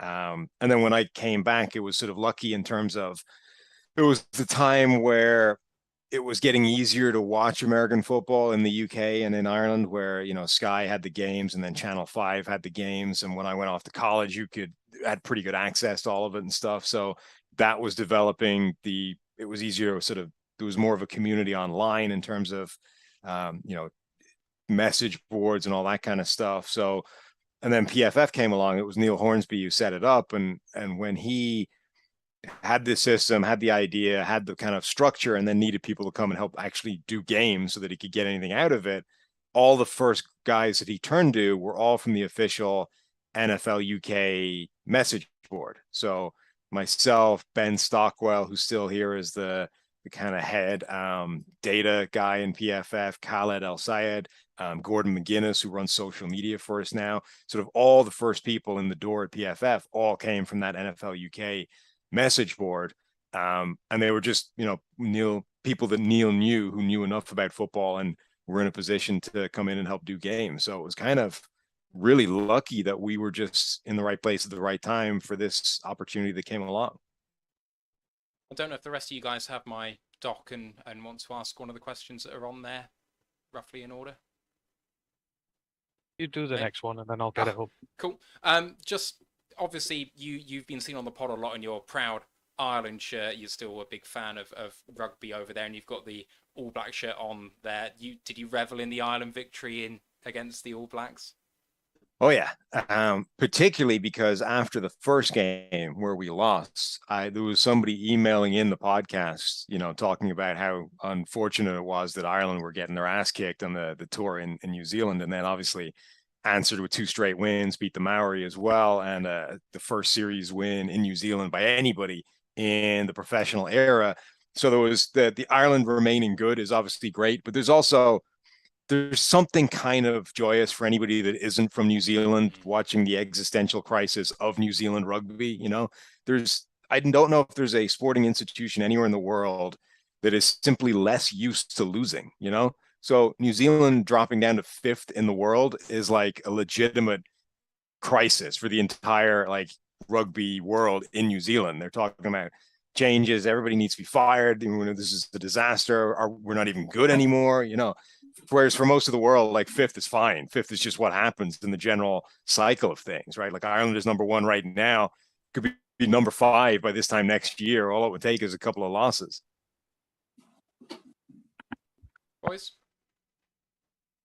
As a Man United fan, I'm feeling very tender today, and I can feel that that pain of the unexpected losing after a long period of success, and not just that. The thing that obviously really gets under your skin is how much other fans really revel in it. Well, as a Liverpool fan, I'm watching right now. We're currently 1-0 down, and desperately trying to get one of those back. But yeah, like Man United, I guess they've shown what can happen, when you fall from that far. Like Man United were New Zealand for years, and now they're very much not. And that is why it's crisis mode when you fall into those ruts, because you need to bounce back. Otherwise, you end up as Man United. I'm really feeling full of Glory supporters, aren't we? Oh. No, we're not Glory supporters. We're regular fans here. But yeah. So obviously, the move over there. How's sort of the naturalization process been for you? Obviously, you're immersing yourself in a new country. You're immersing yourself in a game that originates from another country. It's nothing to do with us. Have you started picking up a lot of the American ways and that over there, or are you you're still yourself as the same guy as when you left? Well, obviously the accent has changed / gone, which is unfortunate. I discovered years ago that I pick up accents. It's just part of who I am. I've had like half a dozen strong different accents in my life, including 2 completely different Irish accents, despite living in pretty much the same place in 2 different periods. So we moved over in 2017, the summer of 2017. So this is like 5 years. And in that time, my accent has gone from Irish to whatever the hell it is now, which is broadly American. Yeah, I think part of that question in the text was like, you start to think in sort of American terms rather than the other side of the Atlantic terms. And it's definitely starting to default that way now. Like I've noticed that recently, that I would definitely think even in the American spelling or the American like term for something, and have to deliberately and consciously undo it and rewire it the other way. Whereas for a long time it was thinking the proper way and then Americanizing it before it came out of my mouth. So it's definitely headed more in that direction. You joined PFF 14 years ago now. It's a long old time to be at one company, but obviously they were just kind of starting out then. You mentioned how you all came from one NFL UK message board, which I think is absolutely mad, but very young company. And I mean, really don't resemble anything like what it's grown into now. Was it a big risk going and doing that, and then especially moving over? Does it continue to be a risk for you, do you think, or is it something which is just kind of works in your set now? I don't think it was a risk because most of the people that started it had nothing to lose. So the fact that there was a pretty good chance that it wasn't going to work out, or that none of it, it wasn't going to go anywhere. But the only person that would really have, I guess, financially cause problems to would be Neil, who set it up and was the guy sort of financing it early. The rest of us were either straight out of college or doing it on the side. And if it didn't work out, it didn't work out, but it wasn't going to cost us a ton. In terms of moving over here, yeah, there's obviously a risk to that, but I don't think it was I think it was a risk worth taking. Like the upside was there. There was payoff. It was a better situation over here. We were going to be able to do more as a company. So I think any risks that there have been worth taking. Now it's just, it's a job. It's been good to us in terms of what it's done financially. Certainly some people have benefited hugely from it. The rest of us have benefited way more than I think we would have if we'd gone in just a standard kind of direction or whatever else the alternatives were. So I think, it's been good every step of the way, pretty much. So obviously with you now, with what you do, obviously you write the articles for PFF, you do your podcast as well over there, but is there anything else you've been sort of responsible for with the company as it's evolved over the years? Any of the changes in the background you've been responsible for there? Yeah, I mean, I think a lot of stuff. So right at the start, we had a core group of sort of 5 or 6 people. So a lot of the early decisions were, you can tie directly to sort of one of us original guys or a collaboration of a few of the original guys. I obviously set up the podcast. I think I was the guy that pushed or set up the original Twitter account that we had. Generally, I was always pushing the consumer side of PFF. So the idea of selling directly to individual consumers. Neil, had pushed the what we call the B2B side of things, which is selling directly to NFL teams, and the business side of it and the foundation piece of the company. And that was his baby. And that's where he was always focusing his attention. I was always keen to push the potential of the consumer side of things. And At one point was running that part of the company, that branch of it. And now I'm just sort of the quote unquote talent, the writer, the podcast stuff, while somebody else actually runs that side of the company. In terms of go on. This is just me going off. I don't know if it's on the sheet. For anyone watching right now that would like to work from the UK in the NFL, what would you say to them? What's the best way for them to get involved? If you want to just start writing, how would you go about trying to get a job for like PFF or NFL UK? What would be your advice to them if they're watching right now? Yeah, I think it's tough now because everything is so kind of saturated. There's always places looking for people. So I never hesitate to just get yourself out there and, apply for gigs and show people your work and all that kind of stuff. Like the worst that can happen is you get turned down, and who the hell cares, right? That's going to happen to people a lot down the ways. The best thing I think you can do is, try and find something different, right? Something that you can do or you can and want to do and nobody else is doing right now. So, whether find yourself a kind of an angle, a niche, something that's interesting about games. And it doesn't even matter if it's like something that somebody else is kind of covering, but just make it your own. Like what's his name? Matt, is it Matt Waldman? Sorry, I'm blanking on his name, that has the reception perception thing, right? Where he goes through and kind of analyzes wide receivers and how those guys do against zone coverage, against man coverage, and by individual routes. And that's kind of his niche, right? And he's carved like a nice little section for him there. So I think really that's the thing, is just find an area, find something that you're really interested in and make that your thing, really grind it, really go through and create something that people are going to want to come and see.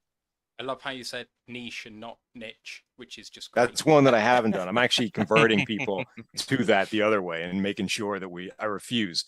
I'm never, ever, ever going to say niche. That's just one of the Americanisms that I refuse to adopt. Can't get behind it. Steve, you had a question. About the latest kind of round of pods you do, because I'm a big fan of the pods that you and Steve do anyway, but I've really been enjoying the season previews. And one of the particular highlights of the NFC North preview was the way that the two of you absolutely eviscerated the Chicago Bears roster for about 15 minutes, which I really did enjoy. And then I think you picked them for 6 games. But then my kind of enjoyment tapered very swiftly when you picked the Lions for 6.5 games. And I was kind of thinking, this is such a bad Bears team, and you've only picked us for like half a game above that. How much do you think, in terms of like the Dan Campbell effect and making the Lions greater than the sum of their parts, is a reality in terms of the modern NFL, in terms of that kind of like super team spirit that you can see they're trying to build on Hard Knocks? And in terms of your prediction, are you kind of saying that some of that is going to be, undone when they start meeting some good teams on the field? No, I think there is something to that. And I think Dan Campbell is one of those coaches like Mike Vrabel, like Mike Tomlin, who can get more out of the sum of his parts by the kind of coach that he is. The problem that Dan Campbell specifically has is it's very hard to do that at quarterback, and one of the biggest weaknesses the Lions roster has right now is that Jared Goff is the quarterback. And it's not that Jared Goff is terrible. It's just that he's not great, and he will be a weak link at some point in the process. And, I think the Lions are actually reasonably good value for more wins than that. And certainly Eric Eager at PFF has been pushing for them to go over their projected win total, in large part because their schedule is so easy. But even my 2 concerns with the Lions are, one, I love the way that they've been doing this. I love the process. I love the kind of multi-year rebuilding project, but it does rely on the guys that have already been added to the roster taking those steps forward and developing. And if that doesn't happen, the whole thing goes off the rails and it doesn't progress the way it's supposed to. So if those defensive linemen in particular, Limonil and Wuzurike, if those guys don't take a step forward in year 2, then getting them last year and setting the foundation for that defensive line to all grow together doesn't quite work, because the initial foundation piece turns out it wasn't what you thought it was, and the whole kind of structure begins to creak and collapse a little bit. Same in the secondary. They're potentially weak at one of the most important areas, a cornerback, and unless those guys take a step forward, it's going to be problematic as well. So, I really do like what the Lions have done. I just need to see a little bit more before I'm convinced that, it's definitely going to progress and we're going to see this great Lions team emerge the way this year. The preview pods I just listened to yesterday, the AFC West one that you did, and you spoke, like you and Steve spoke in real detail about Russell Wilson and the kind of situational aspect that he's found himself in. Going back to like the Goff of 2017, 2018, like Goff was grading in the sort of, high 70s, low 80s in 2017, 2018. And then obviously things have all kind of tapered since. Where do you think Goff's ceiling lies now? I mean, I would imagine that his ceiling lies, the best Goff you're ever going to get was the version we saw with Sean McVay, where you got them to a Super Bowl. And that's, if there's no way he's going to play better than that anywhere else in any other environment. So I would say that's the absolute pinnacle of what you could expect from Goff. And the Lions, as much as we like, where they are and where they're headed, the environment around him isn't going to be as good as that. So I would imagine if you get a performance from Jared Goff that sort of shows 75 PFF grades to maybe up towards 80, that's about as good as you could expect.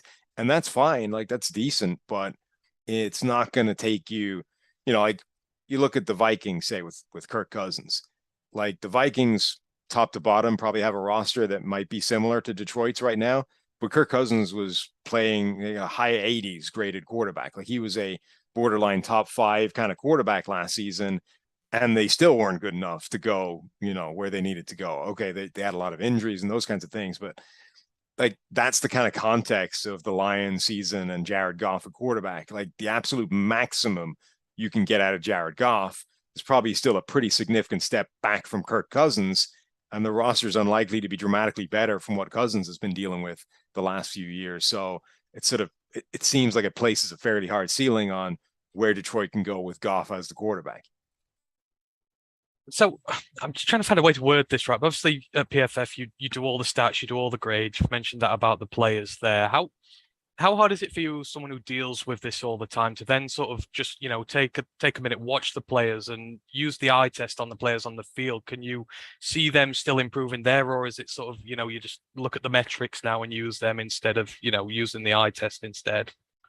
No, I think that it always lets, like we've always said that, the greatest is lovely, but you're never going to get anything from one number. You always need to add context, and whether it's role within the defense, whether it's the supporting cast, whether it's how, the actual the game plan unfolded and what the guy was asked to do. So Kenny Pickett is a good example of that this week, right? First preseason action, Kenny Pickett comes out, pretty good grade, pretty good numbers overall. You're like, okay, but the most important thing was how they were deploying him, which is everything was a quick pass. It was very limited options in terms of what he was asked to read and what he was asked to do.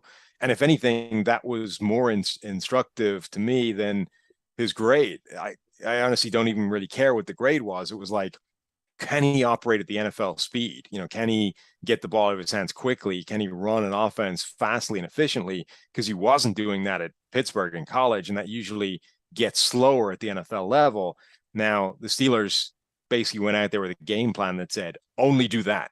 And he did it. He did it pretty well. Now, that doesn't mean he can function at the next level, or, when you get to the regular season, he's asked to do everything, but it at least shows that he can do it, which was a question mark heading into that game. So I put in a scenario in here, and I know it's a little bit unrealistic perhaps, but taking Eric Eager's position of there's value in even Lions over 7.5, and the way that you were pitching Green Bay, I think their DraftKings total that you had was something like 11, and you were very much saying, well, that seems kind of right. The wide receivers could hold them back. The O-line hasn't gotten any better, but it's still Aaron Rodgers, and it's maybe the best defense he's ever had, and that might tip the scales in the other way. And Aaron Rodgers has this habit of getting his receivers paid, no matter how bad they might be, Marquez Valdez-Scantling included. So in that vein, if we think perhaps the Romeo, what we're calling him now, it's not Dobbs, it's not Dobbs. Dobbs. You're calling him Dobbs now. There we go. So if he isn't the second coming, which you were saying today that he might be, and if we say maybe that does hold them back, then maybe they go under by 1 game, and so maybe they win 10 games. And with the week 18 game being against the Lions, you might count that as a win. Well, that means that the Packers are now at 9 games. So if the Lions are over 7.5 and they lose week 18, that would put them at 8 and 9, and the Packers at 9 and 8, potentially playing for the division in Lambeau. I mean, can you see that play out that way? Are the Lions good enough to win that many games, really, do you think? I think they might be good enough to win. Yeah, like they face a favorable enough schedule, and if the opposite of the cautions that I've voiced, pan out, like the guys that need to develop, if they do develop, then the Lions are probably a lot better than people are thinking they are, and that would help Jared Goff take a step forward and those kinds of things. So, look, one of the biggest strengths in Detroit is I think they might have like a top 5 offensive line as well, which will help everything. So I think the Lions are definitely good enough to win that many games. I just can't really see a scenario where the Packers are bad enough to lose that many games. Like, to me, the wide receiver group, even if Dobbs doesn't play well in the regular season, if the Dobbs thing turns out to be just a preseason and training camp fallacy and he completely evaporates and disappears once the real games start, I still think that the team overall is good enough to win 11 games and win the division. It's just the lack of receivers is what's going to stop them from winning a Super Bowl. When they have to run up against the best teams in the NFL, that's when not having a high-end wide receiver of any kind is going to show up. But I think they're still going to win, 11 games almost regardless of what happens with that wide receiver group. So, yeah, Detroit could definitely force themselves into that kind of conversation or that area of wins and losses, but I can't see them getting enough wins that would put them alongside Green Bay, because I don't think the Packers are going to lose that many. Okay, we've got a few listener questions that we had before we came in, and if anyone who is watching live on YouTube or Twitch wants to get in any more, then please do get them in, and then maybe we'll talk a little bit about PFF Plus. I don't know how much you can actually say about it now, because I'm not sure if it's officially announced, but had a question from Carlton Wood on Facebook, and he asked, what's the main trait required, do you think, for an off-ball linebacker? He suggests is play identification, and that he's a bit worried about Derek Barnes not perhaps having that. And obviously we traded up for him in the previous draft to this one. And do you think the Lions should be targeting something like Roquan Smith? Obviously the Bears are on their way down. It's an in-division trade, but we've seen that our own GM is not scared of going in division for trades. Yeah, I mean, I agree that I think reading the game and play recognition is probably the most important thing right now in terms of certainly determining how quickly a linebacker is going to be good at this level. But I think the biggest problem is that there's such a difference now between the responsibilities and the job of an off-the-ball linebacker in the NFL and one playing in college generally. So to me, off-the-ball linebacker is now maybe the hardest position in football to enter the NFL and be good at right away, because the description is so different. Even quarterback, it's the hardest position to play, but I think generally the responsibilities are much closer together for most offenses. So the transition, I don't think, is as hard. But for off-the-ball linebacker, there were guys coming in whose job in college was very simple, didn't require an awful lot of read and react, did require athleticism and, sort of physical traits. But then they come into the NFL, and on any given play, they're being torn in 3 or 4 different directions, and they have to decide, like in a fraction of a second after the snap, what is happening, where the ball is going, what type of play it is, and then set off and make their read and actually do something about it. And that's why you just see so many of these guys. Okay, Micah Parsons kind of broke the system last year, but even a lot of what Micah Parsons was doing was as an edge rusher rather than an off-the-ball linebacker. But guys like Jamin Davis comes in, who's an incredible athletic specimen, and you could see the processing time in his brain during his rookie season. You could see the hesitation, and he would be half a step late to everything. And half a step when you're playing linebacker in the NFL is the difference between making the play and being out of the play, having an offensive lineman in your way when you try and make the play. It just takes you out every single time. And the problem is, I don't think there's any way of knowing whether that guy is going to get it after a year, and get up to speed and adjust to the pacing, or whether he's just not capable of doing that stuff because he's never done it before and won't be able to do it. And, right now, so Baltimore's Patrick Queen, I think, is another example. And he looks like he's going to go in the direction of he's just not able for that. And Jamin Davis could go in either direction for Washington, a big year for him. But I agree. I think that is the single biggest thing. And it's why if I was looking for linebackers in today's NFL, I would be skewing towards veterans that have shown they can do it. But also I think it's a position where I wouldn't be too keen on paying big money for them either. The problem with going after a guy like Roquan Smith is, he wants to be the best paid linebacker in the NFL. And I don't want to make anybody the best paid linebacker in the NFL right now from a sort of team building philosophy standpoint. And that's what makes someone like Nick Bolton so unique. Sorry, Ant. No, I was just saying, would you sort of agree then? A lot of people seem to say now that linebacker, it's losing its importance in the modern day NFL defense. It's not really as highly thought of anymore. Would you sort of agree with that? It is losing relevance in the league today, or is it a position that you really still do need to try and fix if you can? Because obviously we've struggled for years without any. I think it's still hugely valuable if you can find one of those guys that's an elite difference maker and can change how teams play. The problem is, A, there's fewer and fewer of those guys around than there have been. And B, it's becoming so hard to find one now that I don't think it's worth the investment to keep trying and swinging at it. So, the Rams for years almost studiously avoided giving any kind of resources to offensive linemen. And when they finally did, they went after a guy that's recognized as being one of the best of his generation. And the one thing you're 100% sure about with Bobby Wagner is he can read the plays, as quick as anybody. So that's the way I think I would be approaching linebacker right now, is getting as good of a defensive line as I could find, getting as good of a secondary as I can find, and making do with whatever I can find at linebacker, and probably skewing towards veteran players that you at least trust their ability to read the play. I was going to say that, I think if you wonder about the relevance of linebackers in the NFL in the modern day game, just look back at that Super Bowl of the Bucks from a couple of years ago with Carlton Davis and Jamal Dean and Devin White, Levante David. It was just an awesome kind of unit, in terms of their secondary and linebackers and how they were always making plays. And all the way through that Super Bowl, you always felt Devin White or David was just going to, blow something up. And when you do get that kind of mix in the backfield, it can be absolutely game changing. Yeah. Got a couple of questions on a similar theme, and as an employee of PFF, and with what you have on the intro to your audio pod, I'm sure you're used to this sort of question, but I'm going to ask it anyway.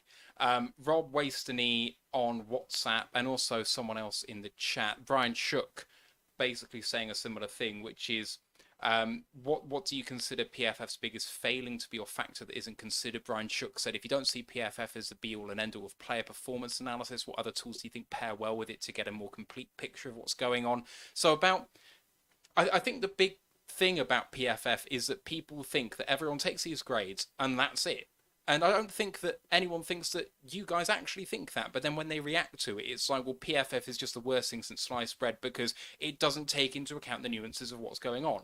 Whereas I don't think you would say that. So, and I don't think that you're making the case for that either. So what do you think of those few points?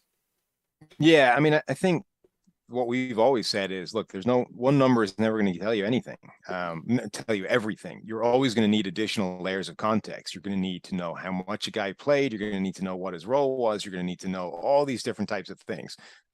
What it does do is, I think, give you a very good indication of how efficiently a guy has actually played in the snaps that he's had.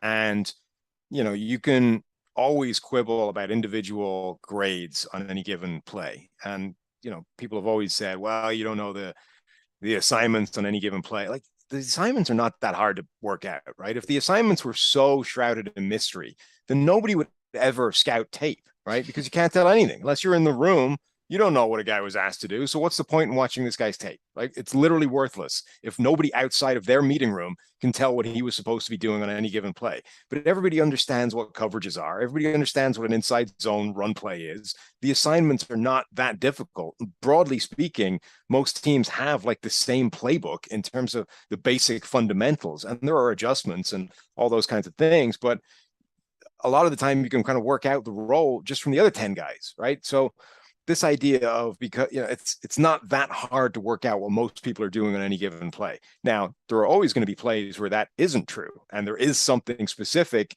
to that team, and if you're not in that meeting room, you're not going to know what it is. But if that happens 3 or 4 times in a season, well, that's 3 or 4 snaps in 1,000 for a particular player, right?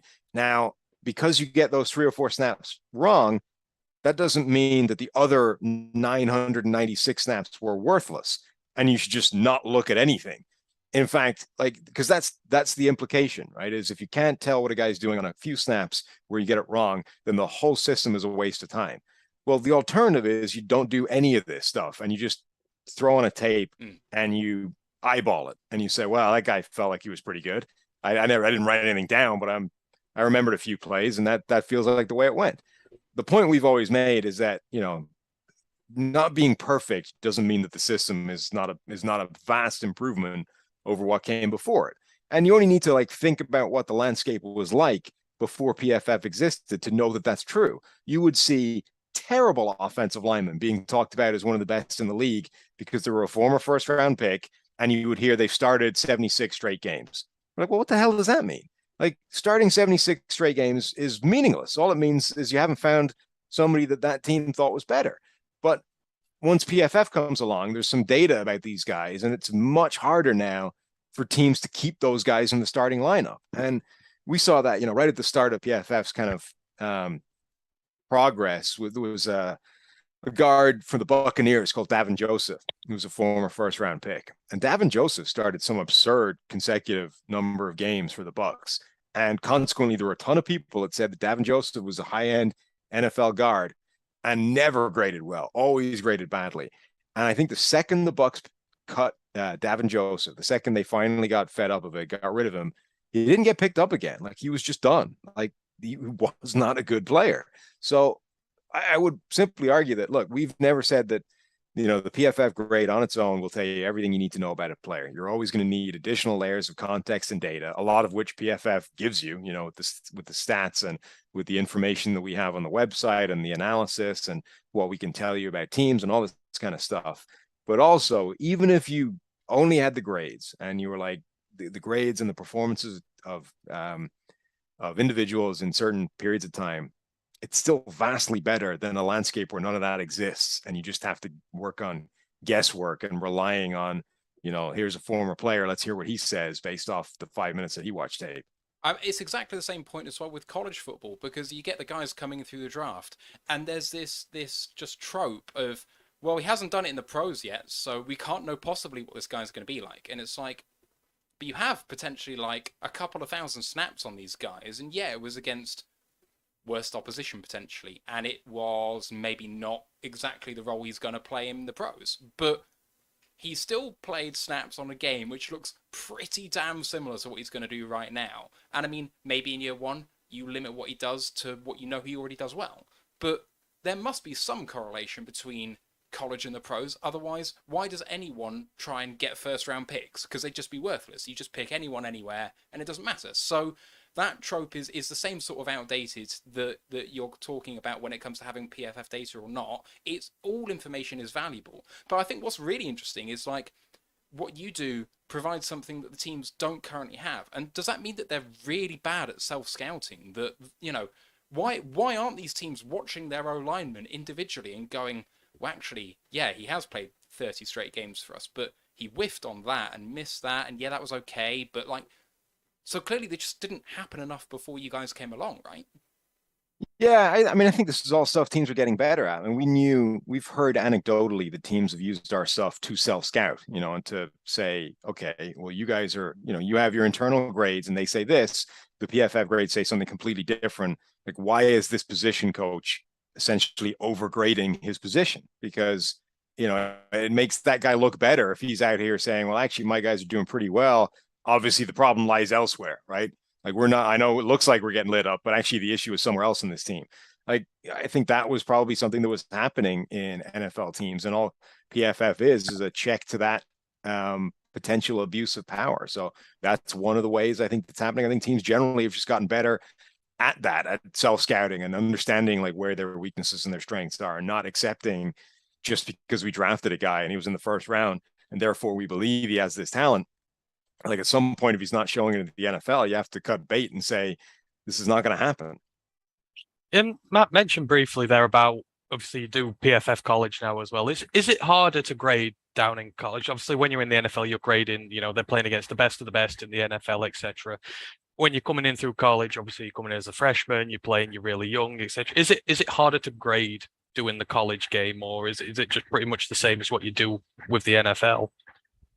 Yeah, I mean, the process is very much the same, but obviously there's extra variables that don't exist at the NFL level. So there's a lot more variety in scheme. There's a much greater talent disparity. So when we first started doing it, we made the determination, let's just approach it the same, essentially, and then figure out down the line, like, where those things play in. Like, where does the strength and schedule, where does the talent disparity, how much does that affect it? So when we did the first season in 2014, we had all these grades and it was draft time. We had no idea what any of it meant. It's like this guy's graded at 95. Does that mean he's going to be amazing in the NFL? Like, who the hell knows? So right at the start, we really didn't know what those college grades meant, how close the correlation was going to be between college grading in the NFL. I think the further that's gone on, we've sort of discovered that just because you have great PFF grades in college doesn't mean you're going to be a good NFL player, because there's absolutely sort of physical thresholds that need to be met to be good at the NFL level. Almost always. Like, there's a few players that are always going to be exceptions and can survive or thrive even despite being really marginal athletes. But generally speaking, the best players are going to be a certain level of athlete and a certain level of PFF grade in college, and productive athletes essentially. You're going to find a few outliers that are not productive in college but are incredible athletes, so they can make it work. You're going to find the odd player who's a really good player in college and not a good athlete and can make it work. But generally speaking, you want to hit a certain level at both those, and we didn't know that early on. But I think that's definitely something that we've kind of discovered. And then the trickiest ones are, there's a couple of sort of styles of system, or on offense or defense in college, that simply don't exist at the NFL level, and they can kind of warp the system a little bit. It's easier to get good grades playing certain roles in college than that don't exist at the NFL. So we found that a while. There's this kind of overhang position in college. It's kind of like a hybrid between a linebacker and a slot corner, because the hash marks are different and the field side is much wider. There's a lot of teams that don't want to go to an extra defensive back, so they sort of asked this linebacker hybrid to just step further out and kind of play the slot, but also you're kind of a linebacker. That's very different to either position at the NFL level. But because of the way college worked and all these sort of runs, that guy was able to kind of come down and rack up an awful lot of basically unblocked but positive plays. And we had a lot of those guys grading really well. And we were sort of trying to work out, like, does that mean those guys are going to be really good players in the NFL? And Fred Warner was one of those guys. So it's even more complicated because Fred Warner comes in and is one of the best linebackers in the NFL. But there are certain positions and certain schemes that can kind of warp the data a little bit in a way that doesn't work and what doesn't happen in the NFL. It seems that kind of like references like to the triple option as well, when they're just like running the ball all the time, and it's obviously something you don't see here. So I guess you can't grade, especially with linemen and running backs and that sort of in the passing aspect of the game and that. But they might be the best run blockers in the world, but they might not do it at the next level because that's all they know how to do, I guess. Yeah, I mean the triple option, it's one of those ones where the running backs are, again, it's pretty difficult because it's sort of so schemed to get those guys into successful spots that it's very difficult to kind of take the grading of a running back in the triple option as, a for granted type of thing. But again, there's always a player that comes along, comes out of those systems and performs really well in the NFL that kind of messes everything up. So Shaq Mason came out of a triple option system in Georgia Tech. And when you watch Shaq Mason tape in college, like that, I love that guy. And you're like, but he's he's asked to pass block like 50 times a season. Like, who the hell? That's not an NFL job. Like, who knows if he can play in the NFL? Because and even the run blocking stuff, like he was lining up in a 4-point stance and just like firing off into a body again, like that. It's a completely different style than you're going to see in the NFL. So we were, I think, actually much lower on Shaq Mason than we should have been, because he graded really well in college. Everybody loved his tape, but it was like, man, that's a triple option that's so far away from his NFL job that you probably can't assume that he's going to be good. And we probably unfairly dinged him a little bit more than we should have. Just want to give a nod to someone who asked a question, and I want to make sure he knows that I've considered it, but it's kind of been answered. It was Chris C. Shepherd on Twitch. He asked where the Lions need to improve the most to be playoff contenders, excluding linebackers. I'm going to exclude quarterbacks. I think really you were kind of going for corners as maybe our weak link for that sort of thing. I want to talk about PFF Plus and maybe just other things coming down the line for the company. Obviously, the tailgate pod is now no more, which is a real shame, because that was really one of my faves. I loved Mike, and we previously had Austin on about a year ago, which was a real thrill. But what's coming down the track for you guys? Is there anything you're allowed to talk about with it? Yeah, obviously the PFF Plus is going to be our kind of subscription product going forward. Essentially, it's streamlining the product offering. So instead of an Edge subscription or a premium or an elite subscription, it's all going to be one kind of upgrade. And the only choice is, are you paying monthly or are you paying annually for a discounted rate? And that's going to fold in like everything we do. The other exciting thing coming down is the app, which we're finally going to have out there. PFF has been asked for an app for years, and we've been beta testing this thing for a while. We're excited about all the kind of potential the app is going to bring. I probably can't say too much about what's going to be there, but we're excited about what the app's going to bring. And I think everyone's going to really love being able to dive in there and mess around with it. Any more questions, boys, you have?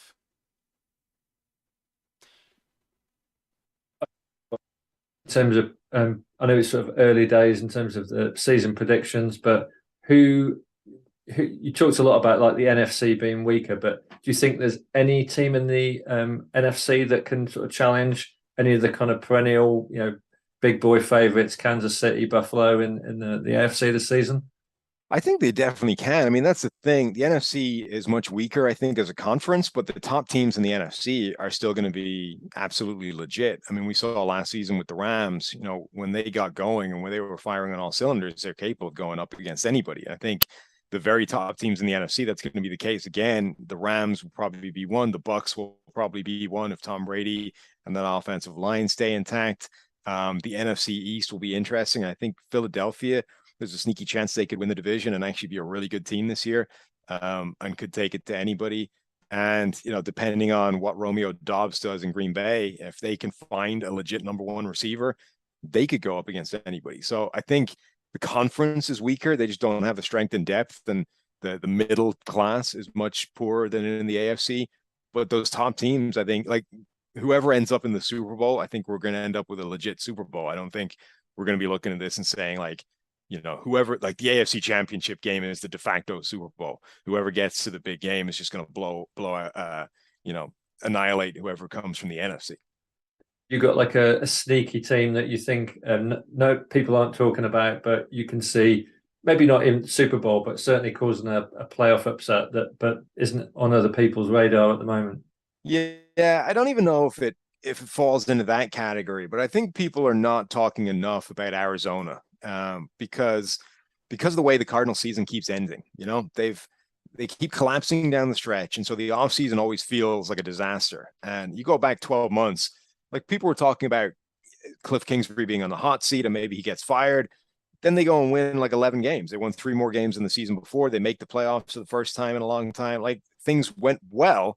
And then just because it collapsed down the stretch again, we're back where we started, which is like the Cardinals are not going to be any good this year and they're not in the playoff picture and blah, blah, blah. But if you take a step back and just sort of look big picture, this team has gone from arguably the worst team in the NFL, and they've taken a big step forward every single season under the current regime. Now, I agree they need to figure out why they keep collapsing down the stretch and stop that happening, because even if they get better in the regular season every time, if they're still collapsing at the end of the year, you're losing in the playoffs and not going anywhere. But for a team that has the kind of capacity to win double-digit games and make the postseason, and has Kyler Murray at quarterback, and all the talent that they have on that roster, like, the Cardinals are barely being mentioned by anybody in this sort of preseason. All right. I think we're going to draw it to a close there. And your next episode for the college show, what division are you doing again? Remind me. The Mid-American Conference next, the MAC. All right, the MAC coming up next. Our next episode is next Monday, talking second Hard Knocks episode, preseason Game 2 reaction, and looking ahead to Game 3. Find us on Roar the Lions UK on YouTube, Twitch, Facebook, Instagram, and Twitter, and the group Detroit Lions Fans UK One Pride Worldwide. Sam, is there anything you want to talk about with PFF or yourself before we head off? No, I don't think so. You can, if you want to donate to our charity drive, you can find that on my pinned tweet, or, as you said, the description of this. Thank you for doing that, and also the description of any of our recent podcast episodes. Do go ahead and do that, and sub to the PFF NFL podcast while you're there, and the daily, which I know is back now too. Thank you to everyone for joining along live and adding questions to the show. We really added something, and just thank you for coming along as always. Sam, really appreciate your time. Everyone, we will see you next week. Let's go Lions, One Pride. One Pride.